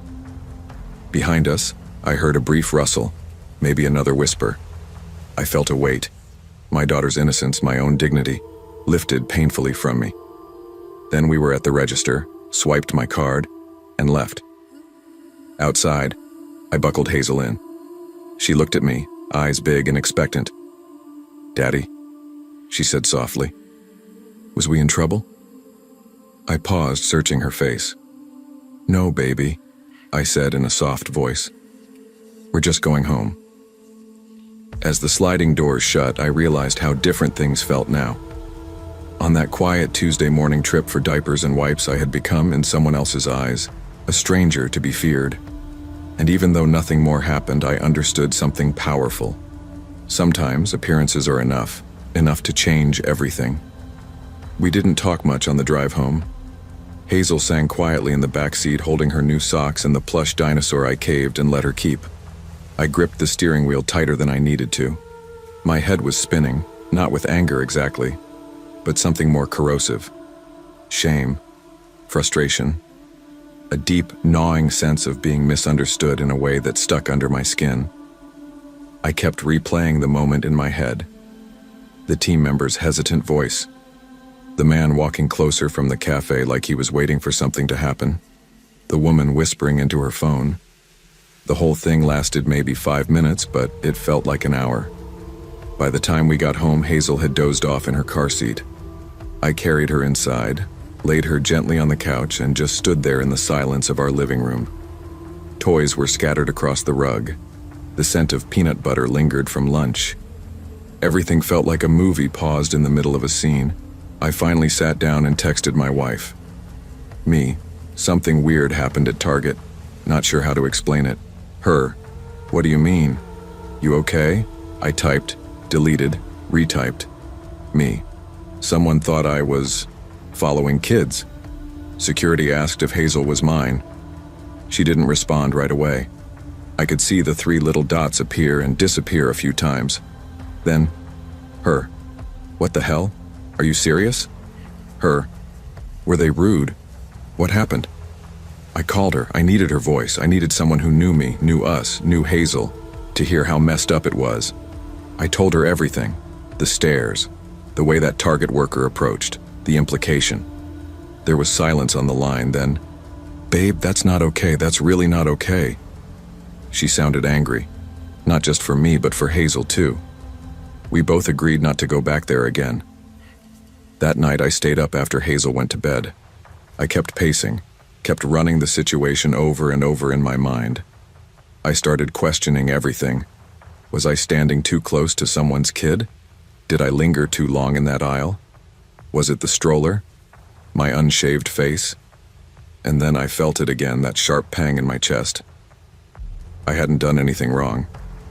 I had just been a dad in the wrong aisle. 2 days later, I tried again. Not with Target. I meant mentally. I tried to reset.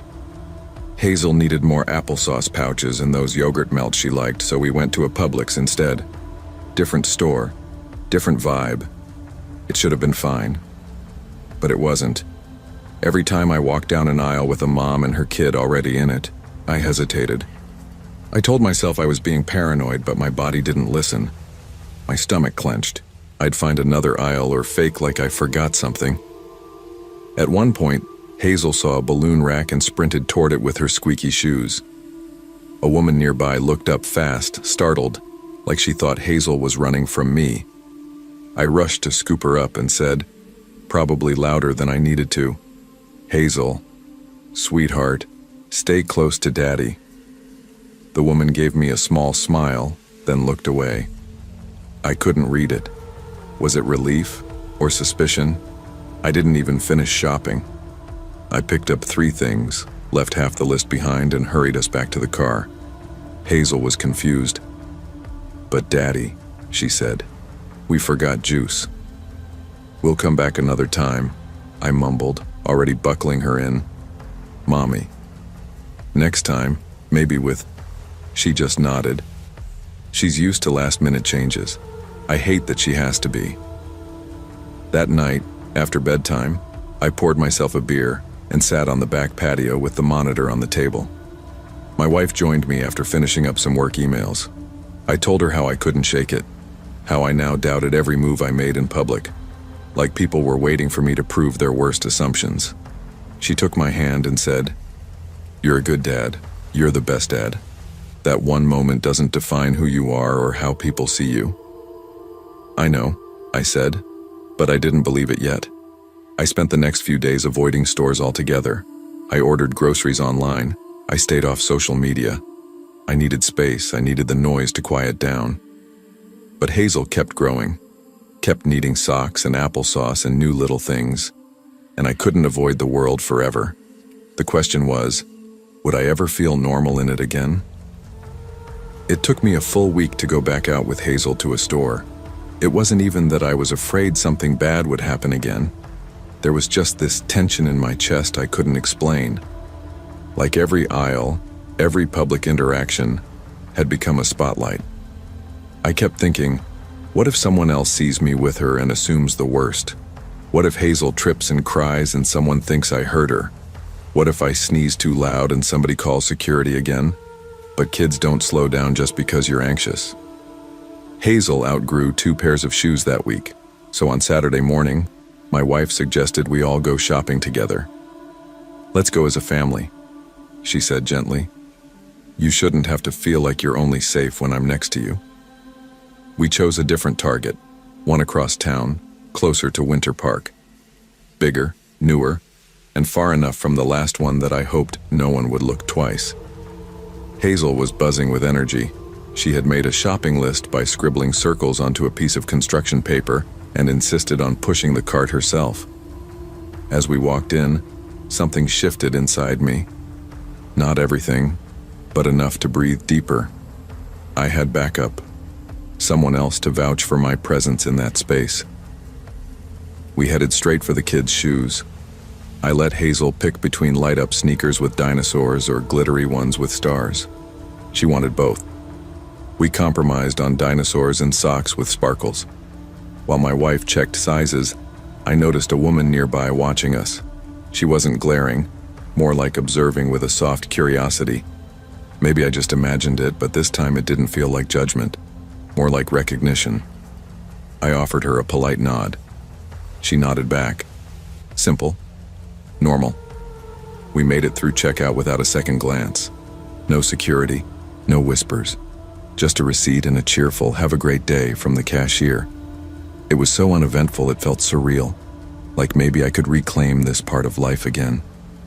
Later, at home, Hazel wore her new shoes around the living room, like they were made of gold. She turned to me and grinned.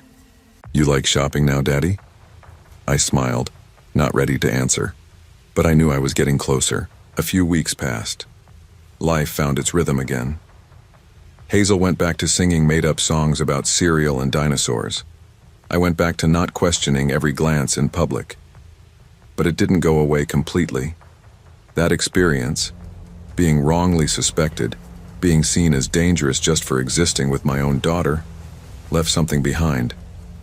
Not bitterness exactly, more like a layer of caution. Something I didn't have before. One morning I bumped into another dad at the park. His daughter and Hazel took to each other immediately, tossing leaves and pretending to cook with twigs. We sat on the same bench. He looked about my age, maybe younger, dark circles under his eyes, just like mine. "You from around here?" he asked casually. "Just moved a few months ago," I said, figuring it out as I go. He nodded, exhaling like he knew that weight. "Same." There was a pause before I decided to share the Target story. I left out the name of the store but not the details. As I talked, he didn't look surprised. His face didn't twist with disbelief. When I finished, he just said, "Yeah, that happens more than people think." We sat in silence for a minute while our daughters chased each other around a tree. "I've started keeping copies of my daughter's birth certificate in my glove box," he added, "just in case." I didn't know whether to laugh or cry at that. Maybe both. I walked away from that conversation feeling something I hadn't felt in a while. Seen. Not judged. Not questioned. Just seen. And it reminded me that behind all this, behind the fears and misunderstandings, there were other dads trying their best, like me, just doing their grocery runs, just raising kind little humans. That's the part that mattered. Hazel's still growing, still asking questions I don't always know how to answer. But I'm there. I'm present. And I won't let one incident, no matter how awful, rewrite the truth of who I am. We live in a world where fear is often faster than understanding, where appearances can cloud judgment and assumptions can turn ordinary moments into something painful. But behind every quick glance or whispered doubt, there are stories that deserve a second look. Sometimes the most important thing we can do is pause, just long enough to remember that not every stranger is a threat, and not every unfamiliar situation is dangerous. For the people judged unfairly, it's a reminder. You are not the problem. You are not alone. For the people watching from the outside, choose caution, yes, but never forget compassion. Because trust isn't built on silence or stares, it's built on understanding. Long before I had bills, job interviews, or sleepless nights worrying about gas prices, I was just a kid with grass-stained sneakers and an obsession with dinosaur school supplies. I grew up in Durham, North Carolina, and back in the summer of 2010 I was 8 years old and convinced nothing bad could ever happen in a place like Target. It felt safe, like school without the teachers, like home but with snacks and video games. My mom and I were there that Saturday afternoon to buy school supplies. I remember it clear as day. The sun outside was cooking everything in sight, and the parking lot shimmered like a pool of heat waves. The minute we stepped through those sliding doors, the cold blast of AC felt like stepping into heaven. My mom was a single parent, always busy but never too busy for me. She let me pick out a few things, within budget, crayons, folders, glue sticks, but I had my eye on something else. A 3-ring binder with a roaring T-Rex on the front. It cost a few bucks more than the plain blue one she handed me. "Please, Mom, just this one?" I remember holding it up like I was presenting some ancient treasure. She sighed and smiled a little. "Buy the cart, all right? We'll see. I just need to grab some laundry detergent." "Stay right," I nodded. I meant it too, I really did. But as she walked away, I spotted a sign pointing to the toy section. It was just a few steps down. The temptation was too much. In my 8-year-old brain, it was a quick detour. 5 minutes, tops. I could be back before she noticed. I wandered toward the toys, eyes wide as I passed Lego sets, action figures, and those cool Nerf guns I knew I wouldn't get but loved looking at anyway. I must have spent more time than I realized just drifting from one aisle to the next. Everything started to look a little too big, a little too unfamiliar. That's when it hit me. I had no idea where I was. I spun around, expecting to see my mom right behind me, maybe even frowning with that "I told you so" look. But she wasn't there. No one I recognized was. I was suddenly very small in a very big place. I clutched the T-Rex binder to my chest like it could protect me. My throat tightened, and I felt my eyes start to sting. That's when the man showed up. He seemed friendly enough at first. Balding head, maybe mid-40s. Red shirt like the Target employees wore. I clung to the idea that he was someone official, someone who could fix this. His voice was light, maybe too light. "You okay, little man?" he asked, bending down a bit like he was talking to a puppy. I nodded, not really trusting myself to speak. "Looking for your mom?" he asked. "Come on, I'll help you find her. I work here." I should have gone with him. And that's the terrifying part. I almost did. I took one step, maybe two, but something about the way he smiled didn't feel right. It was stretched too wide, too perfect, like someone pretending to be friendly because they read it in a book. I hesitated. My gut told me to wait. I didn't even know what I was waiting for, but something about him made my chest feel tight, like I'd swallowed a block of ice. Then another voice broke in, real and firm. "Hey, where are your parents, buddy?" A young Target employee, probably in his 20s, came around the corner holding a walkie-talkie. His eyes moved from me to the man in red. The man didn't say a word. He just straightened up, turned on his heel and walked away. Fast. In seconds, he was gone. The employee knelt down, eye level with me. "Are you okay? What's your name?" "Tommy," I said, my voice barely above a whisper. He called for help on his radio, and within minutes I was being walked to the front of the store. My mom came around the corner, pale, eyes wide, like she'd just seen a ghost. She dropped the detergent she was carrying and ran to me, scooping me up into the kind of hug that makes your ribs ache. She was crying. I didn't know what to say. We sat in the manager's office for what felt like hours, though it was probably just 15 minutes. The security footage had already been pulled up. A small crowd of employees huddled around a monitor, whispering. I looked up at my mom. She wouldn't let go of my hand, and her lips were pressed tight. She didn't speak until one of the managers came in, a tall woman with a name tag that said Melissa and a clipboard in hand. "We reviewed the footage," she said, her tone clipped but calm. "We saw the man your son described. He wasn't one of ours. No badge, no radio. He didn't interact with any staff." "Did he take anything? Try anything?" my mom asked. "No. He left quickly once our team member approached. Slipped out through the garden section. Security followed him outside but couldn't find where he went." She looked at me then, her face softening. "You did the right thing, Tommy. You didn't go with him." I didn't feel brave. I felt like I'd done something wrong, like I should have stayed by the cart. My mom hugged me tighter and I could feel her heart pounding against my back. "Thank you," she whispered to the manager. "Just thank you for finding him." We left shortly after. I didn't ask about the dinosaur binder. I didn't ask for anything. For weeks after, my mom held my hand in every store, even when I was embarrassed. She would triple check that I was in her line of sight. It wasn't just about me wandering off anymore. It was about trust, shaken. I overheard her one night talking to my aunt on the phone. I was supposed to be asleep, but I lay under the covers listening. "I was just gone for 2 minutes," she said. 2 minutes and he was almost gone. My aunt said something I couldn't hear, and then my mom added, "He looked like an employee. He waited for a kid who wandered. He knew what he was doing." I didn't sleep much that night. At school, we had a presentation not long after that from a police officer about stranger danger. I remember thinking how none of it covered what had happened to me. There were no warnings about fake uniforms. No one said that danger might smile or pretend to help. I stopped wandering after that. I never walked more than a step away from the cart.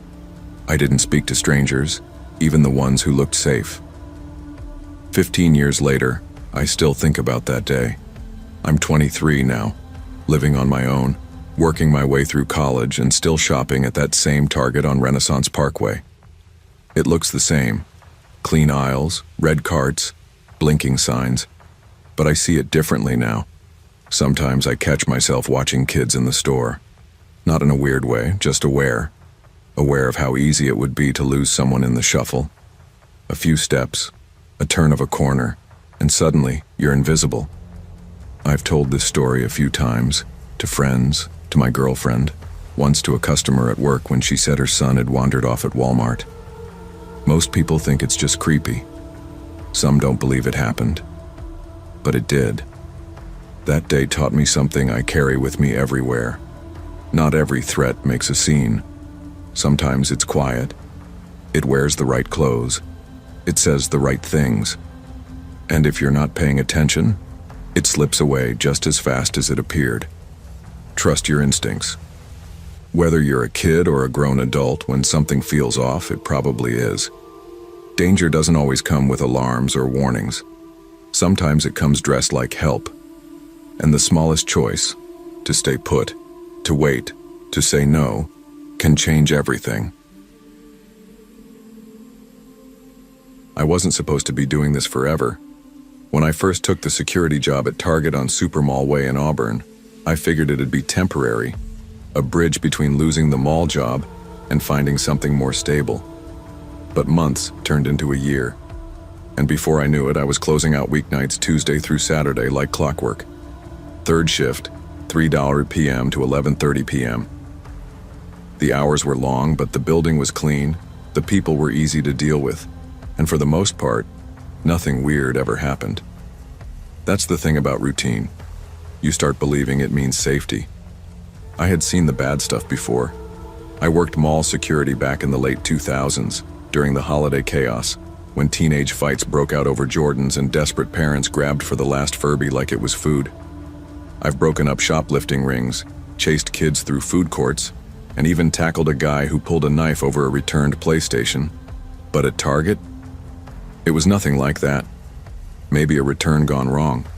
Maybe a customer yelling at an underpaid cashier. But mostly, it was just fluorescent lights, red polos, and those damn walkie-talkies squawking about price checks. But then came the man in the green cap. The first time I saw him, I didn't think much of it. He walked in like anyone else. No fanfare, no bags, no basket. Mid-30s maybe, average height, slight build. Nothing memorable, which, in security, should be a red flag. The forgettable ones? They're the ones you watch. But I didn't. Not that night. He drifted through the store, no urgency in his steps. He lingered in toys for a bit, moved to women's activewear, then to books. Never picked up a thing.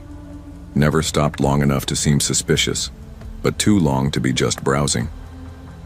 When I rolled the tapes that night, I caught myself wondering if I had just missed something. But what? He hadn't taken anything, hadn't talked to anyone, just floated. I didn't say anything to the manager, figured it was a one-off. I was wrong. He came back, 2 nights later. Same time, same green cap, and I started watching. There are 2 kinds of watchers in a store. There's us, security, and then there's them, the ones you eventually learn to spot. Green cap didn't browse. He observed. Quiet, intent. Every move felt timed, like he'd practiced it. I started tracking his pattern. He'd enter just after 8:30 p.m., drift toward the back end of the store, and loop around the same aisles. Toys, books, women's beauty, children's clothing. Never once stopped at electronics or groceries. Then came the first complaint. One of our floor associates flagged me after her shift, nervous, glancing over her shoulder. She said a woman in the shoe department had approached her looking pale, said she was being followed. When she turned down aisles, the man behind her did the same. No conversation, just movement. Quiet, deliberate. She tried faking a phone call, said she caught him watching her in the mirror display near cosmetics. Her description? Green cap, denim jacket, holding his phone like he was reading something, but the screen was off. I reviewed the footage. There he was, tailing the woman like a shadow. No cart, no items in hand.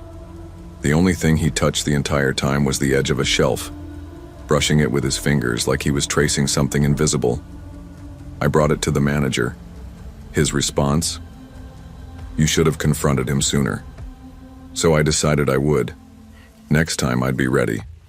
It didn't take long. 2 nights later, like clockwork, Green Cap was back.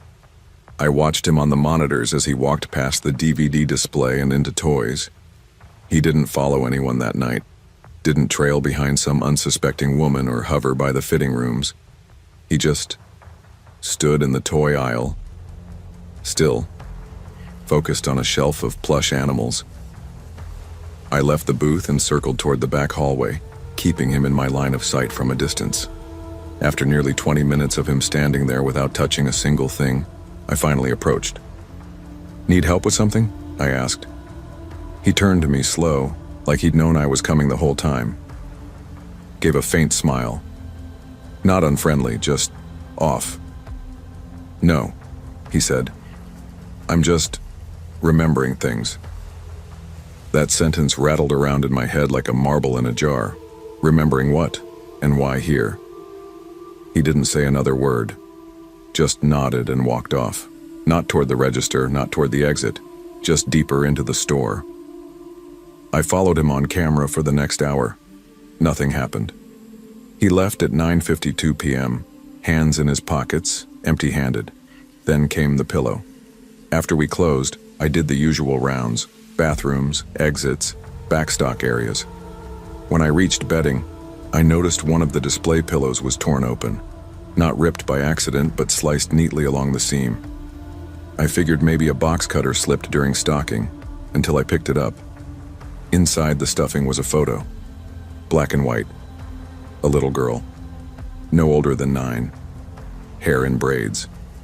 A playground in the background. It was tucked deep inside, like someone had deliberately hidden it there. I brought it to the manager. He squinted at it and shrugged. Mixed in with the display. Probably someone's old picture got, but I'd seen that photo before. 2 nights earlier, a little girl had been in the store with her mom. Kept dropping a juice box near the toy aisle. She'd had a necklace. One of those plastic lockets that snaps open. Inside was that same photo. I checked the cameras. That night, Green Cap had been in the bedding aisle for 7 minutes. Alone, arms folded, never bending down, never visibly holding anything. Police said they couldn't do anything. No weapon, no threat, just weird behavior. I started to feel like I was the only one who saw it for what it was, a pattern. Then I found the sticky note. It was taped inside the back hallway door, the one employees used to exit after closing. Small, yellow, standard sticky note, neat handwriting, 3 words. They always turn their backs too soon. I stared at it for a long time. It wasn't just a message, it was a warning. I turned in my resignation the following week. They told me I was overreacting, that I was letting my old mall security instincts get the better of me. Said if he wasn't stealing or threatening anyone, there was nothing to worry about. But I knew better. I'd spent years watching people, the angry, the desperate, the confused. But Green Cap wasn't any of those things. He was patient. He wasn't trying to get in and out. He was waiting. For the right time, the right person. A moment when no one was watching. Now, years later, I still think about that photo. That girl. That note. Sometimes I wonder if he ever came back. If anyone else saw him. If someone did turn their back. I keep copies of the screenshots. His face, the pattern, the hours, just in case.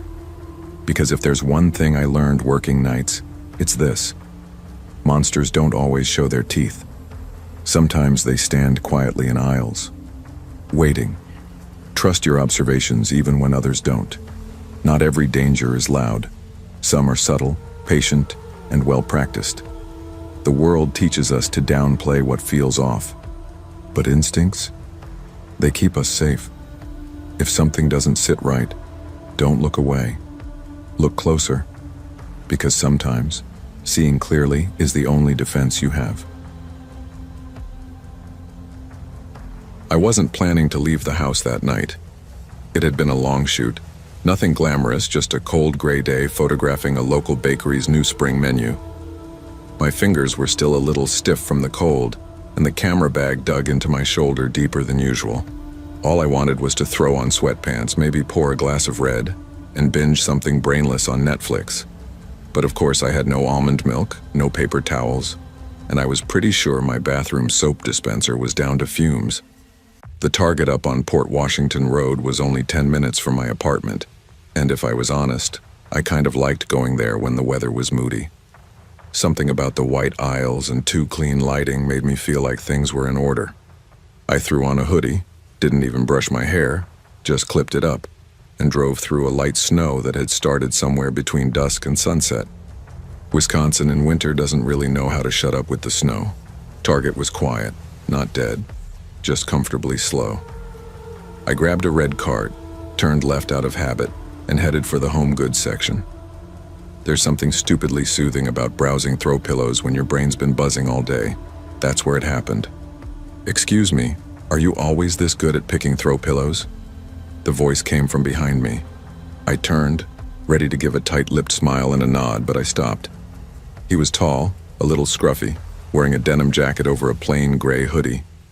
There was something easy in his tone, like he'd made that same joke to 3 people before but somehow made it sound fresh each time. He grinned. "Sorry, just... that color combo is expert level. Impressed." I let out a laugh before I even decided to. Instincts. "Thanks," I said. "I guess I've got strong pillow." He smiled again. "Carter?" he offered casually. "I work over at Office Max, just killing time." That's all it was, a few minutes of chatting. He joked about pretending to hate home decor, asked if I was from Mequon. I said, kind of. I'd moved there 3 years ago, and then we went our separate ways. I saw him again in the frozen section. He raised an eyebrow at my oat milk and asked, "Almond?" Brave choice. I rolled my eyes and smiled again. "No." At checkout, he waved as I walked by. Target more than I should admit. "Hey, maybe I'll see you around here again." "I'm in this," I said. Maybe, and meant it. Because he was funny. Easygoing. And after a 6-month breakup that left me questioning every word I said to men, it felt good to laugh with someone again. I wasn't naive. I knew flirting in grocery stores wasn't always the setup to a fairy tale. But something about Carter felt harmless. Familiar even. Maybe too familiar. I didn't think anything of it when I saw him again. Not yet.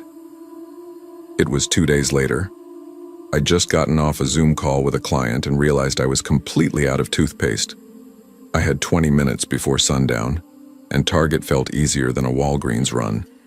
I bundled up again and went, half thinking I'd browse the new spring mugs or whatever nonsense was near the dollar section. I was 3 minutes in when I saw him. Health aisle, flipping through a box of vitamins, back turned. But I knew that denim jacket. He turned slightly, noticed me, smiled. "Hey, it's Pillow Girl." I laughed, again, too polite. "Hey, Carter, right?" "Guilty," he said, stepping aside so I could grab my toothpaste. "See? Told you I live here." I brushed it off. A coincidence. He said he worked nearby. Maybe he really was always here. Mequon isn't New York City. We've got like 3 big stores and 2 decent coffee shops. It could happen, but it kept happening. Every time I went to Target, every time he was there. I didn't think too hard about it at first, but then it started to get weird. He never had a cart. He rarely picked anything up. And he always managed to be in the same aisle I ended up in, as if he knew where I was heading. One night I saw him near seasonal decor. I was there for toilet paper. The next time near pet supplies. I don't even own a pet. I started changing my routes inside the store, doubling back, skipping sections, cutting my trip short. Still, 5 minutes in, there he was. Same easy smile. Same, "What are the odds?" and tone. But odds don't work like that. People don't work like that. So I decided to test it. I waited until nearly 10 p.m. The store closed at 10 Rao.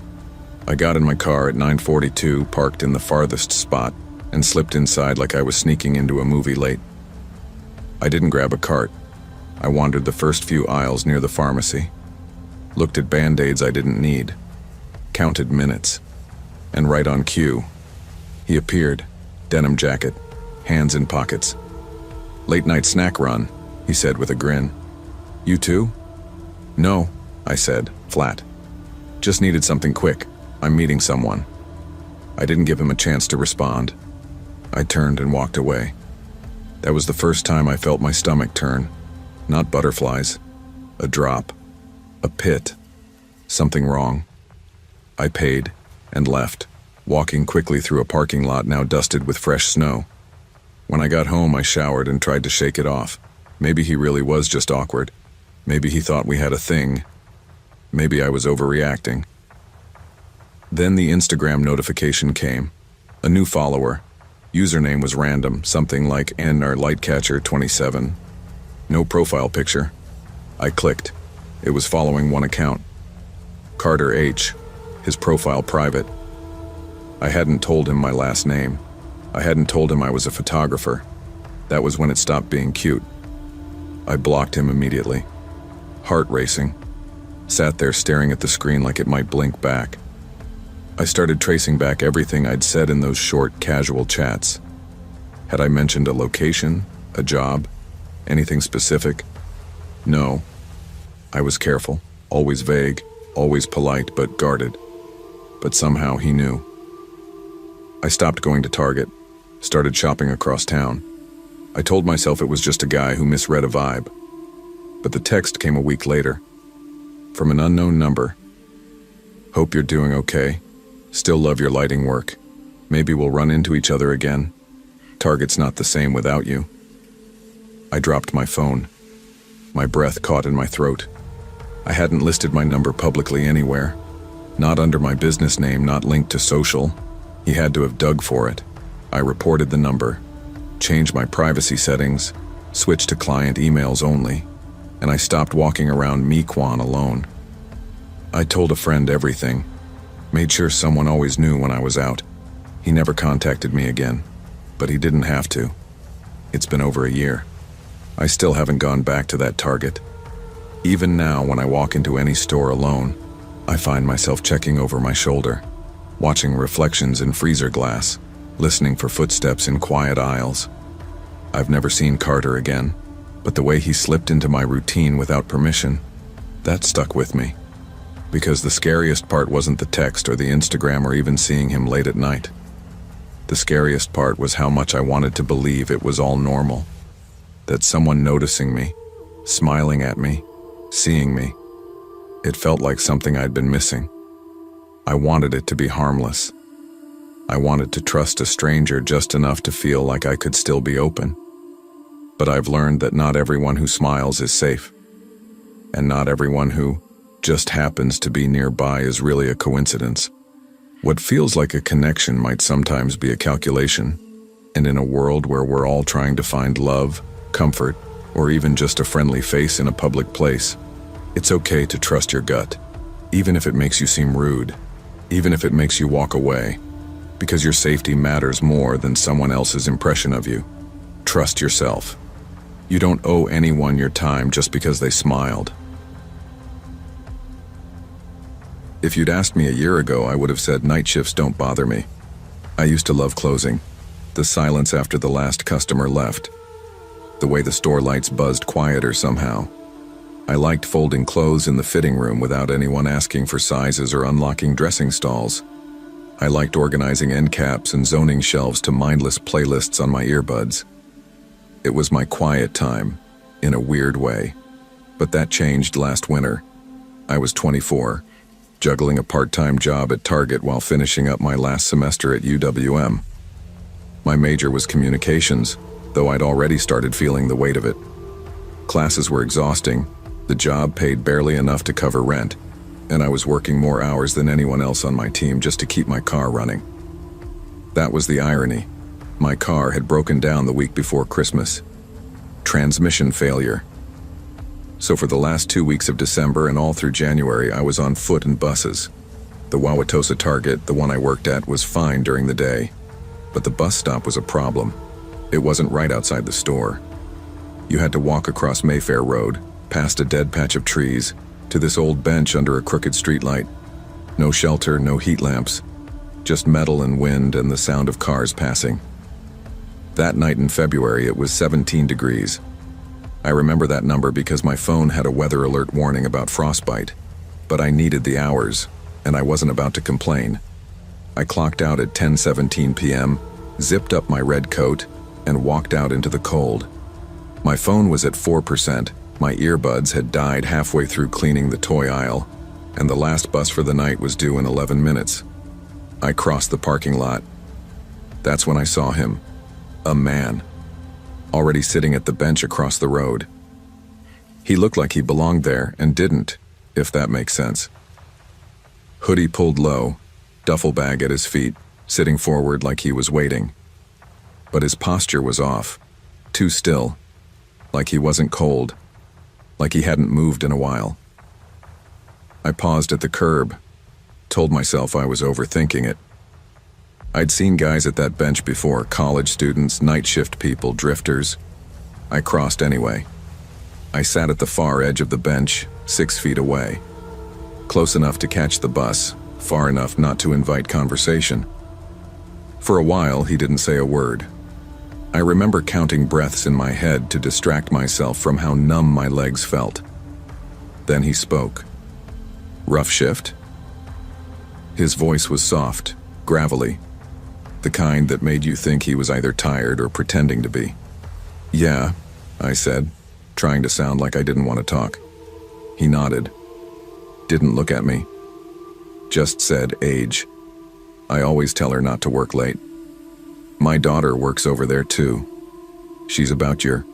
I glanced at him for the first time. I couldn't see his eyes, just a profile. Faint beard, cracked lips, heavy coat. There was a silence between us that felt longer than it was. Then he said it. "You ever feel like people just disappear after hours?" That's when the cold really set in. At first I didn't respond. I just stared at the pavement, hoping the bus would show early. But there was something in the way he said it. Soft, like he was talking to himself but still wanted me to hear. "Excuse me?" I asked, barely turning toward him. He didn't answer, just shifted his head slightly in my direction. Not a full turn, just enough to show part of a smile. No teeth, just lips curled like he was in on a joke I didn't get. I stood up. "I think I'll wait closer to the store," I muttered. Still no bus in sight. I turned and started walking, slow at first, but I picked up pace the second I heard the sound. Metal. A soft clink, like chain links sliding against each other. Coming from his bag, I turned my head just enough to catch him moving, unzipping the duffel, one hand reaching in. I saw something metallic, maybe tools, maybe worse. He wasn't in a rush, just moving deliberately, calm. That was the part that made my stomach turn. He didn't look caught. He looked like he didn't care. I ran. Across the road, back into the parking lot, full sprint. I didn't stop until I reached the store doors, yanked them, realized they were already locked. I banged until I saw movement inside. It was Jason, one of the electronics guys. He opened the door halfway, alarmed. "You okay?" I nodded too quickly, out of breath. "Phone?" "There's a guy at the bus stop. Can I use the... He let me in." I called my friend Rachel, who lived 10 minutes away. My phone died halfway through the call, but I gave her the address. She said she was already on her way. I waited inside, shaking. Jason didn't ask questions. He just stood by the door until she arrived. By the time I looked out the glass again, the bench was empty. The next morning I felt ridiculous. I kept replaying it in my head, trying to tell myself I overreacted. Maybe the guy was harmless. Maybe he had tools because he was fixing something. Maybe he really did have a daughter who worked at Target. But the way he spoke, that strange question, the sound of metal, the duffel bag, and the way he disappeared. Rachel tried to brush it off. "Creepy dudes at bus stops are part of Milwaukee life," she said. But even she admitted something felt off when I told her about the chain sound. I didn't work again until Saturday. I debated calling out. I didn't. That night, one of the team leads, Nate, mentioned something weird. He said he'd been taking trash out back behind the store around 9:30 and thought he heard rustling near the fence line by the trees. When he shined his phone flashlight, nothing was there. He thought maybe a raccoon. I didn't say anything, just nodded and walked faster to the break room. A week later, someone else mentioned the bench. Amber, one of the newer hires, said she saw someone in the trees near the bench when she was leaving, not sitting, standing, watching. She called her boyfriend to pick her up, told management the next day. That's when they started talking about new lights for the parking lot. Management said it was for visibility. but we all knew why. I never worked a closing shift again. It wasn't a formal thing. I just started trading shifts, signing up for mornings, begging the schedule to work in my favor. After a while, they stopped putting me on past 8. The bench never left my mind. Sometimes when I left a shift early, I'd see someone sitting there again. Never the same guy. Sometimes a woman, sometimes empty. But that spot, just across the road, out of reach, it felt cursed. I stopped taking the bus entirely, scraped enough money together to fix my car by March. Even if it meant skipping groceries or selling old textbooks, it was worth it. What stuck with me most wasn't that the guy said something weird or that he had something in his bag. It was how he waited. He didn't follow me. He didn't chase me. He didn't yell. He just sat. Like he knew someone would show up eventually. Like the night was on his side. That kind of patience scares me more than anything. It's been nearly a year. I still work at Target. Not full-time anymore. Just weekends while I finish my graduate program. I park in the employee lot and only work shifts that end in daylight. Sometimes I think about that bench. Not often, but enough. Sometimes late at night, I'll be scrolling through Reddit or watching crime documentaries, and someone will talk about a case, about someone vanishing after their shift, about strange men and public places, and I'll feel that old cold return. People think danger announces itself, that it yells or jumps out or makes you scream. But sometimes it just sits, quietly, waiting across the road. Not all threats look like threats. Sometimes, danger wears a calm voice and carries a bag that never fully opens. Trust your gut. Don't wait to find out if you're right. And never apologize for walking away, even if someone says all the right things. Because feeling uneasy isn't being dramatic, it's being aware. And awareness might be the thing that saves you.